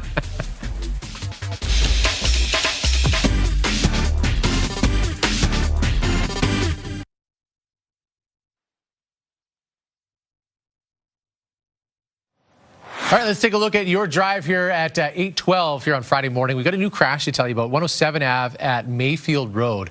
This is affecting traffic in all directions at this point. And we also have this crash 199th Street and Angemont Road. Intersection is closed as first responders are there dealing with a serious collision with 2 vehicles involved. Police telling us to tell drivers to avoid the intersection at this point as they continue their investigation. Well, still ahead, AI, texting, email overload can all be emotionally taxing. We've got tips from a neuroscientist on why that happens and when it's time for an emotional detox. And later, what the province says about the upcoming wildfire season after a snowy and then warm winter. Fire only grows when given the right conditions and the opportunity, and that opportunity is out there now. Here's a look at your Edmonton gas prices. Hey, coming down a little bit from yesterday. The average gas cost now below $1.20 at $1.18.7. Highest gas price is $1.26.9, and the lowest gas price $1.02.9.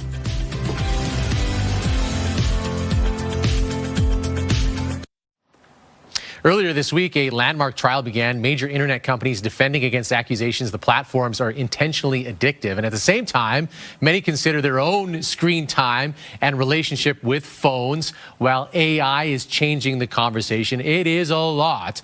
Neuroscientist and best-selling author Sarah Baldeo is joining us to explain what research shows regarding emotional processing, communication, and relationship in regards to all this. Sarah, thanks so much for joining us. Let's start off with texting behavior. How can that actually change our brain? So, Kent, I'm sure both of us spend enough time on our phones. One of the first things we look at in neuroscience research is we track language development to see how the brain is evolving. That's why the first time your baby talks is so important, because that's how humans bond. So here's the issue. When I pick up my phone and I start texting, I'm separating language from emotions. And I'll write something like, I can't wait to see you, but with zero expression on my face. So neuroscience shows that emotional communication relies on multiple systems, mainly in language, Broca's area and Wernicke's area, which process language and the oldest part of your brain, which processes emotion. So when we reduce communications to just texting with each other and emojis and abbreviations, we are underusing those neurological systems in the brain. And the result is we see this decline in the hormone linked to trust and bonding, which is called oxytocin.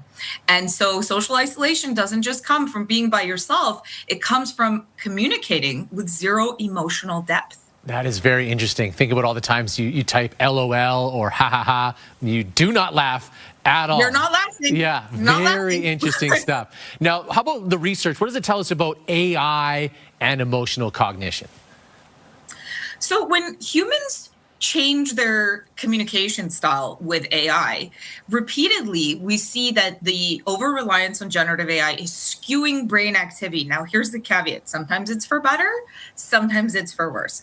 There's major university programs at MIT and Stanford, and they're looking at how generative AI affects emotional perception, things like boredom, frustration, validation, but also how AI can tell, based on how you communicate it, with it, how you are feeling. So what we're seeing is AI doesn't have emotions. I always remind people it's not sentient, it's not self-aware, but humans are changing how they talk to each other. And because we're built to mimic, when we spend a lot of time communicating with AI, we start to mirror the tone. We start to summarize people's feelings in the same way. And in my own research labs, what we see is that heavy AI users, specifically with generative AI, they are struggling with figuring out how other humans are processing emotions, especially things like disagreement and silence. So the concern is we really need to be careful not to outsource our emotional processing for AI. It just makes humans tend to avoid emotion altogether because they're used to AI not pushing back to them. They don't want to talk to other people. Interesting. Now, in your book, you talk about going cold turkey on tech. What does that look like in actual practice? So I've got 4 really, really great tips for anybody watching. Number 1, we know about limiting screen time. I've got a teenager, I do it, but limit screen time by app. not just by hours. So your brain obviously wasn't designed for these constant dopamine spikes you get when you're doom scrolling. Use app level limits. So limit, okay, 30 minutes on Instagram, 1 hour on Facebook, 1 hour on LinkedIn. So limit by app. Number 2, reintroduce complicated communication. What do I mean by that? Don't let texting be the only way you communicate with your social circle. Mix in phone calls, voice notes, FaceTime, and if you want to be old school, actually see people in person. Your brain needs that variety to stay emotionally sharp.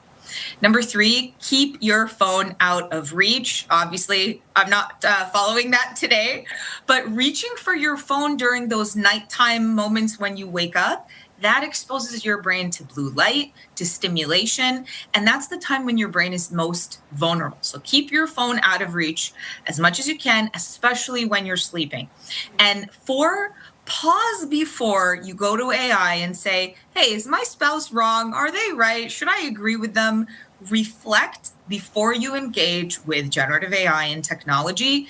AI doesn't know who you are. It doesn't have lived memory. It might seem like it does, but you really, really want to try to think about the answer to these emotional questions before you replace it.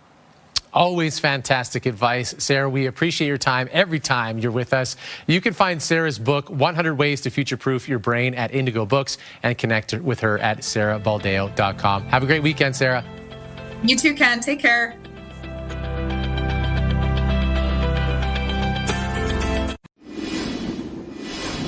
Here's the view from the Action Furnace River Valley Skycam. Action Furnace, fixed right or it's free. We are sitting at 1.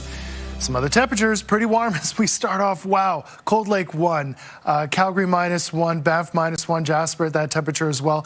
And Fort McMurray also at -1. So pretty warm start on this February 13th as we take a look at sky conditions. Fairly clear in northern areas of the province. Areas south of Whitecourt, we are seeing some flurries and snow there. That's tracking eastward, also east of Westlock. Some areas just east of the city as well. Let's take a look at another. There we go. We are seeing it fairly scattered and light throughout the region. Looks like the southeast corner might be seeing some flakes on the Anthony Henday. That is going to break up and continue to push off to the east. We will get to some sunnier skies as we go throughout the late morning and afternoon. As we go throughout the evening, cloud builds in. Overnight tonight, there's a slight chance that we could see some flurries, and we could see some flurries as we go throughout Saturday morning. Temperature for today, a high of 5. Again, wind light as we go throughout the day.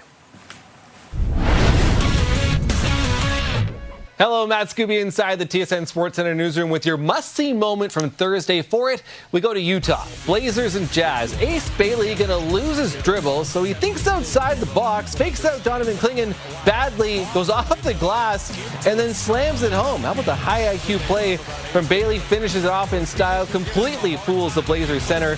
That is very nice. It's your must-see moment from Thursday.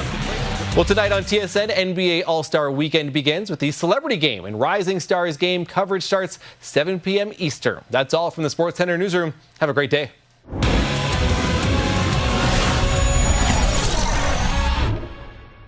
TSN must-see moments brought to you by Century Casino. 3 great locations: Edmonton, St. Albert, and Century Mile.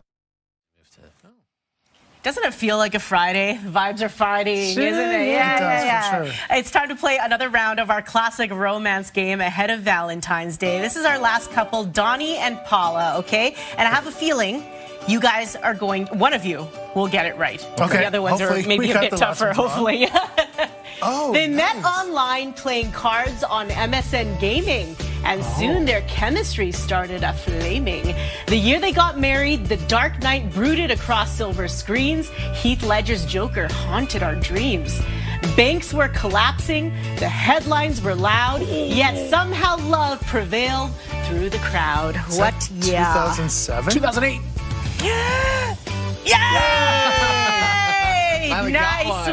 Nice one. Paula wrote us. Donnie is from Maine and speaks with a Boston accent, so his R's sound like A's and puts R's where there are A's. So he called me Pauler for years. I was also a package deal with 2 daughters. My daughter's got a bonus dad, and we have each other. We will be celebrating 18 years in August. Beautiful. Happy Valentine's Day to Donnie and Pauler. That is my best Maine accent. And they got married at the Jasper Park Lodge, They right? did get married at JPL. Yeah, thanks for picking up on that. Yeah. Everybody, thank you so much for sending in your poems, not your poems, the info and your photos and little blurbs about yourselves. Yes, not ChatGPT. Thank you to everybody. Happy Valentine's Day. We're back after the break.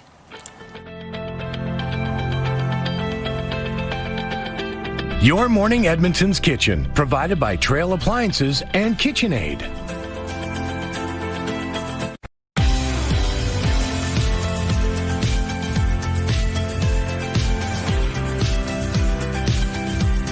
Good morning. It is 8:30 here on a Friday. Hopefully you're off to a great start to your day. It's the Friday of a long weekend. It's Friday the 13th, eve of Valentine's Day. However you choose to celebrate, do so with the closest. And you might need to keep people close next week, Corey, because things are changing out there. That's right. As we go throughout today, still on the warm side, we'll be seeing some more sun breakthroughs as we get into the late morning and afternoon. So a nice Friday. As far as next week, we have a big cool down coming our way. We will drop into the negative teens. Might feel like a bit of a shock to the system. I have those details, your 5-day forecast in 6 minutes. Kim, what do you have coming up for us? We have a young meteorologist in the making, out to steal Corey's job. Young Anna will be delivering your forecast, and it's actually extra special because she is celebrating her birthday today. Weather Star is coming up in a few minutes. First, the news you need to start your day. Ken, back to you. All right, thank you, Kim. We are learning more about what happened inside the school when the gunfire began in Tumbler Ridge on Tuesday. Some of the students and teachers who survived now sharing their stories. I was confused and scared. It went off a few more times, and my teacher realized what was happening, and we had to hide behind her desk. That's 13-year-old Dennis Meehan talking about the moments he heard gunshots. He says he's still trying to make sense of everything that happened and right now feels lost. There was a real situation, and my goal at the time was, I have these 15 kids to get out of here. I want these 15 kids to be safe. Jarbas Naranya was teaching mechanics when students told him about the shots fired. He says his protective instincts then kicked in. Now mourning the students who were killed, students he says he was teaching just an hour before the shooting. Now, Prime Minister Mark Carney will be joining the community of Tumbler Ridge for a vigil today. The PM invited there by the mayor of Tumbler Ridge. Mark Carney then invited all other federal party leaders to join him. Bloc Québécois leader Yves-François Blanchet, Conservative leader Pierre Poilievre, Green Party leader Elizabeth May, and interim NDP leader Don Davies are all expected in attendance today. More than 8,000 Albertans are sharing their so-called horror stories from visits to the emergency room as part of a new CUPE campaign. Elaine Bonfield is participating in the online campaign, pushing the province to declare a healthcare state of emergency. She says she visited a Calgary hospital twice while experiencing severe chest pain, receiving no help after waiting upwards of 8 hours. On her third visit, she received a referral for a scope, which was deemed semi-urgent. The wait time now between 5 and 10 months. Over the past 3 weeks, 25,000 signatures have been collected. Now, the Premier has responded by saying every time her government uncovers a problem, she solves it, touting new family doctors and a new nurse practitioner model. There's no question more work needs to be done on the first point of access people have going into emergency room and making sure that emergency treatment beds aren't filled with patients waiting to get a bed on a higher floor. CUPE says while Alberta's population has increased by 37%, hospital beds have increased by 13%. Grey Nuns Community Hospital has become the first in Edmonton to offer donated human breast milk for newborns. Parents can still choose formula, but there are 120 milliliter bottles of milk for $19 now available. Only NICU babies are given the donated breast milk for free. The milk comes from the Northern Star Mother Milk Bank in Calgary. The donated milk is offered to parents who cannot yet produce their own for different reasons. Covenant Health says it's safer for parents to purchase milk from the hospital because it's pasteurized. If they have an infection, if they have certain bacteria, if they have HIV, if they have HSV, if they have any of that, that can pass into the breast milk. And if that is shared with another baby, that baby now will have it. Covenant Health says it plans to expand the program to Misericordia Hospital in the spring. Parents who want to buy pasteurized milk, breast milk that is, can also get it from Co-op pharmacies in Chappelle and Hawkstone. Alberta Wildfire says it's too early to tell what this year's fire risk will be, despite the record-breaking snowfall in some parts of the province. What's here today is not going to be as important as what we see on the ground as we get into like mid to late March and into early April. Alberta Wildfire says any snow that is melting now will not soak into the ground because it's still frozen. Wildfire season officially begins March 1st. There have been 4 new fires since the beginning of this year. 282 hectares have burned, mostly in the Rocky Mountain House forest area. Fire only grows when given the right conditions and the opportunity. And that opportunity is out there now because we are seeing open ground without snow. And we have dead and dried fine fuels, we call them, grasses. So we just ask people to be extra careful when they're out on the landscape, whether they're hunting or winter camping or whatever it is they're doing out there. The province was supposed to announce how much it plans to spend on wildfire resources for the upcoming season at a press conference on Wednesday. That was postponed because of the Tumbler Ridge shooting. The world's longest hockey game attempt is slowly winding down. Still a few days left, however. 40 players have been on the ice since Thursday of last week, attempting not only to outshoot each other, but also raise money for blood cancer treatment. CTV's Nicole Lampa is there at Sakers Acres in Sherwood Park this morning. So, Nicole, with a week on the ice, how competitive is the game right now? Well, Kent, it is friendly. We spoke with a goalie during the break who says the competitiveness, comes and goes. And right now, a lot of the players are in survival mode. Right now, Team Hope is in the lead at 1,266 goals, while Team Cure is sitting at 1,223. Both teams, though, have a combined 11,000 shots on net. And joining me right now is Riley LaPlante from Team Cure. Thank you so much for joining me this morning. This is your first time playing in this fundraiser. What's it been like? It's been pretty tough. Kind of go through it with all the guys, and everybody's kind of got their ebbs and flows, and then just spending that much time in skates. Some of our shifts are 5, 6, 7 hours long, so it takes a toll. Why did you decide to take part in this? So my older brothers played in the baseball game and the previous hockey game, and then my girlfriend's father is going through a battle with pancreatic cancer right now, so it all kind of lined up. They were short on players. I got asked to play, so it made it a pretty easy decision. What's it been like days on end? It's been tough. Gone through lots of tape, just keeping the feet in check. Other than that, just trying to keep a good attitude for everybody else out there.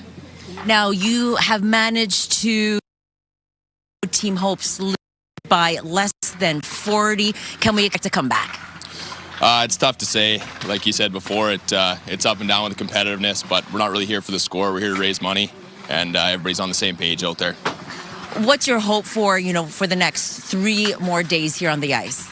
I just hope we hit our goal. It's a pretty big deal. It'll help a lot of people, and if we don't meet the goal, we don't get the help they need.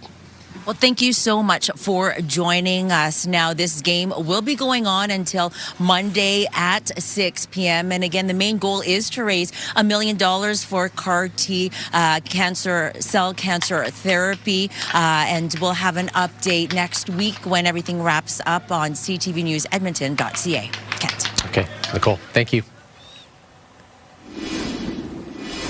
Here is a view from our CTV drone powered by Century Casino. 3 great locations, Edmonton, St. Albert, and Century Mile. This is from the west end of the city, looking towards downtown. And as we look towards the distance, you can see some brightening in the sky, some breaks in the cloud. And the cloud will break. And as we go throughout the late morning and afternoon, we've got more sun coming our way. Temperatures pretty decent as we start off. -1 in Stony Plain and at the airport. 0 Elk Island, +1 at the Blatchford Station.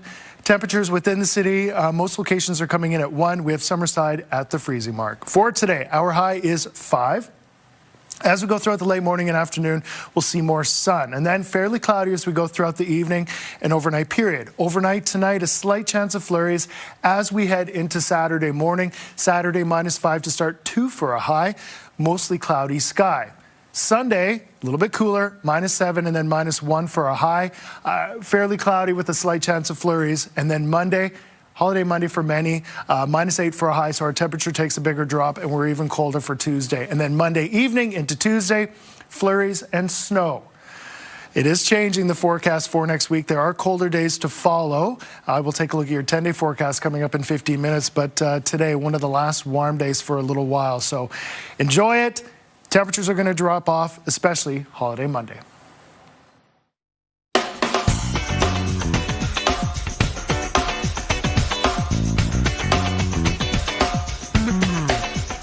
A loving, happy 9th birthday to the talented, sweet, smart Katana. Much love from Baba, Guido, and Nikita. And happy double-digit birthday to Margot, my favorite granddaughter. Love, Grandma. And a happy 74th birthday to Pat. That comes from Cindy. Submit your milestone at ctvedmonton.ca under Your Morning. You could win a $100 gift card to Coolman's Greenhouse, which we draw for every week. This is courtesy of our CTV drone. This is a live look at the crash at 99th Street and Edgemont Road. Police say this is a serious collision. Their investigation ongoing there for most of this morning. Intersection is closed at this point. This is causing some traffic delay at nearby 199th Street and Lessard Road. So we're going to zoom in to show you some of the detour there as traffic is being rerouted on a couple of roads as that intersection remains closed this morning. So we'll keep you posted on this drive, but it is causing some disruption in the southwest as people avoid that police investigation there. Throughout the rest of the city, we have a couple other crashes to tell you about. We have a new one, 87th Avenue at 149th Street. Major delays in all directions as a result. And new northbound 99th Street at 72nd Avenue, backing things up to 68th. At this point, there's also a crash 107 Ave and Mayfield Road. Volume is easing up there. Traffic now flowing through a little bit better. There's a tow truck on scene.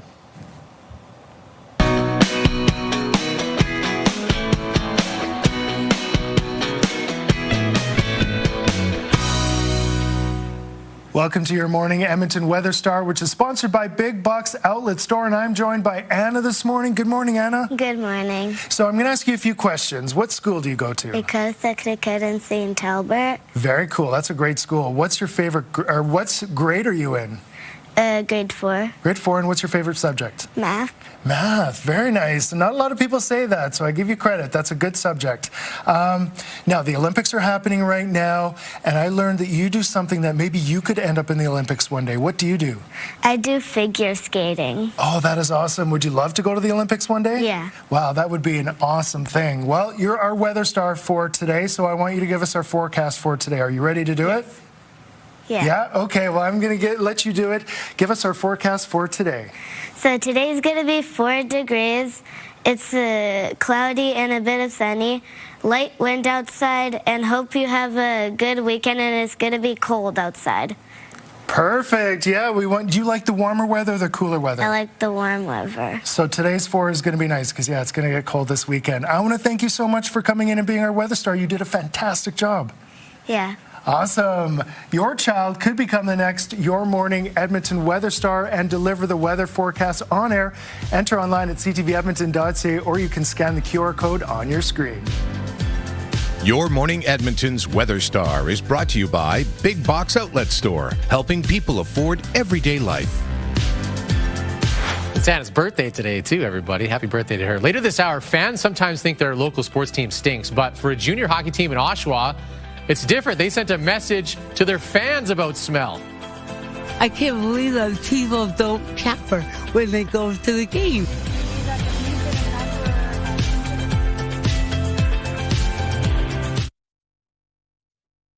Wake up with Your Morning Edmonton. Brought to you by CIR Realty, making real estate easy in Edmonton, Red Deer, and Central Alberta. If you are trying to quit smoking, having the right tools and support can improve your chances of succeeding. Shandan Senga, Pharmacy Zone Manager at London Drugs, is here to share how your pharmacist can play a key role. Good morning. Morning, Corey. Okay, so why don't we start off with what are some of the risks of smoking besides lung cancer? Yeah, it's a great question. So cigarette smoke contains more than 4,000 chemicals in it. So there's definitely a multitude of risks that are associated with it besides lung cancer. So there's risks of, things like asthma, emphysema, COPD, reproductive problems for men and women, increased risk of heart attacks and strokes. And one that everyone knows about but still often gets overlooked is that secondhand smoke risk that exists for those individuals around you. So they also have a risk of lung cancer, heart attacks and strokes. There's a risk to babies and children, so low birth weights, risk of SIDS, getting sick more often, ear infections, and breathing problems like asthma for them as well. So yeah, the list is unfortunately quite long when it comes to the other risks that do exist besides lung cancer. Interesting. Yeah, that's the automatic one we think of, but it's more than just that. How can a pharmacist help someone quit smoking? Yeah, I think in this situation, it's one of those things where I feel like part of the healthcare sector that pharmacists can have the biggest impact. We can help create an individualized smoking cessation action plan with you.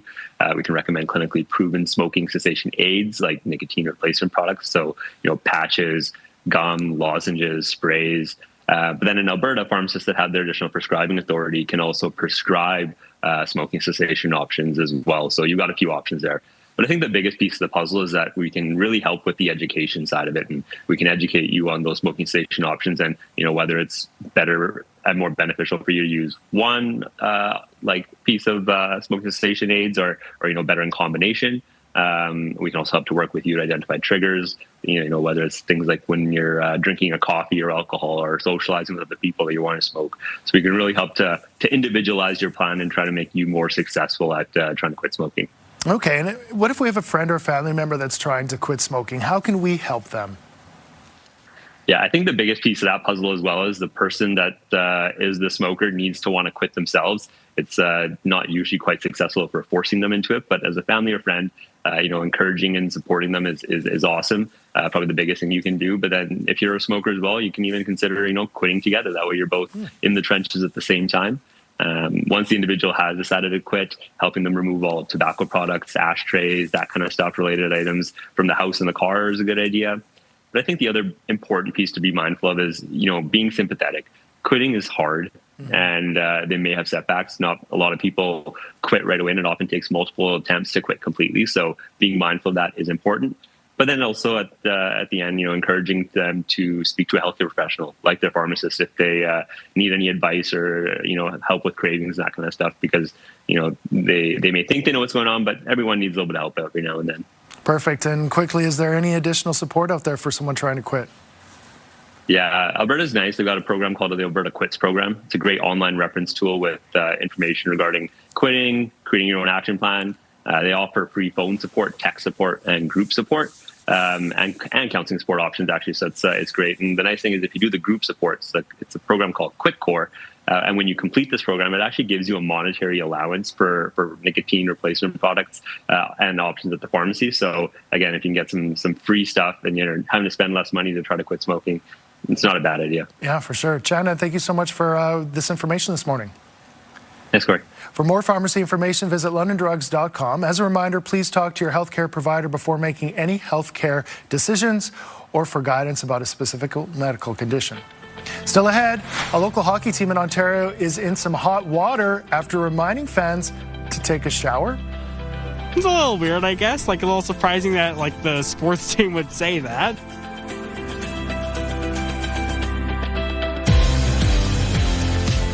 Programming brought to you by James H. Brown Injury Lawyers, the heavy hitters of injury law.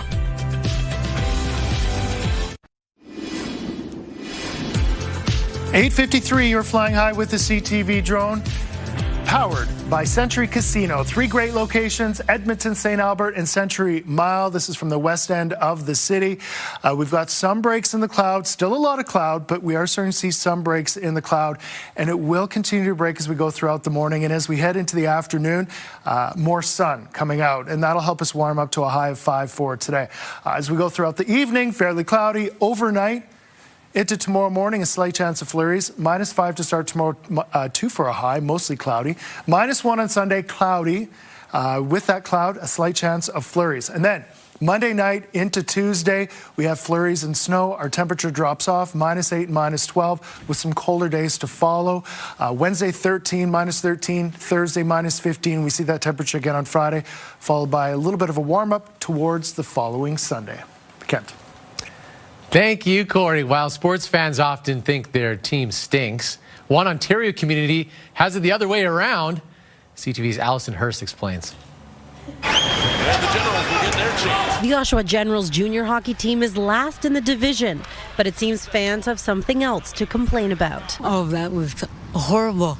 I can't believe that people don't shower when they go to the game. A letter was sent to Gens Nation on Tuesday saying, in part, we kindly ask for your cooperation with a few simple hygiene practices. And among other requests was one that if you went to the gym or did something that produced body odor, please shower before attending the game.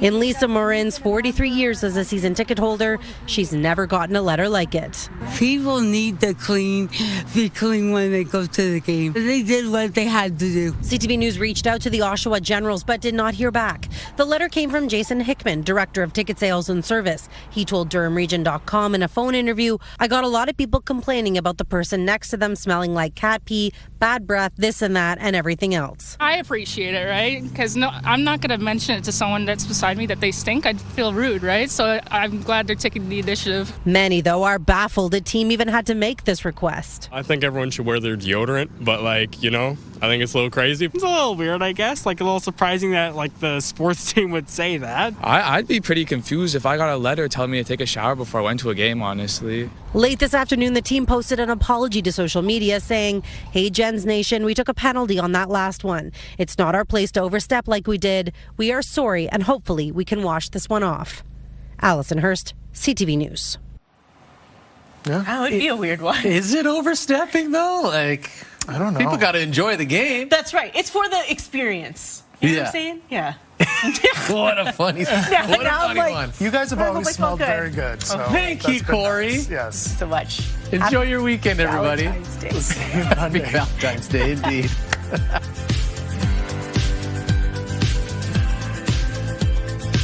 Your Morning Edmonton's Kitchen, provided by Trail Appliances and KitchenAid.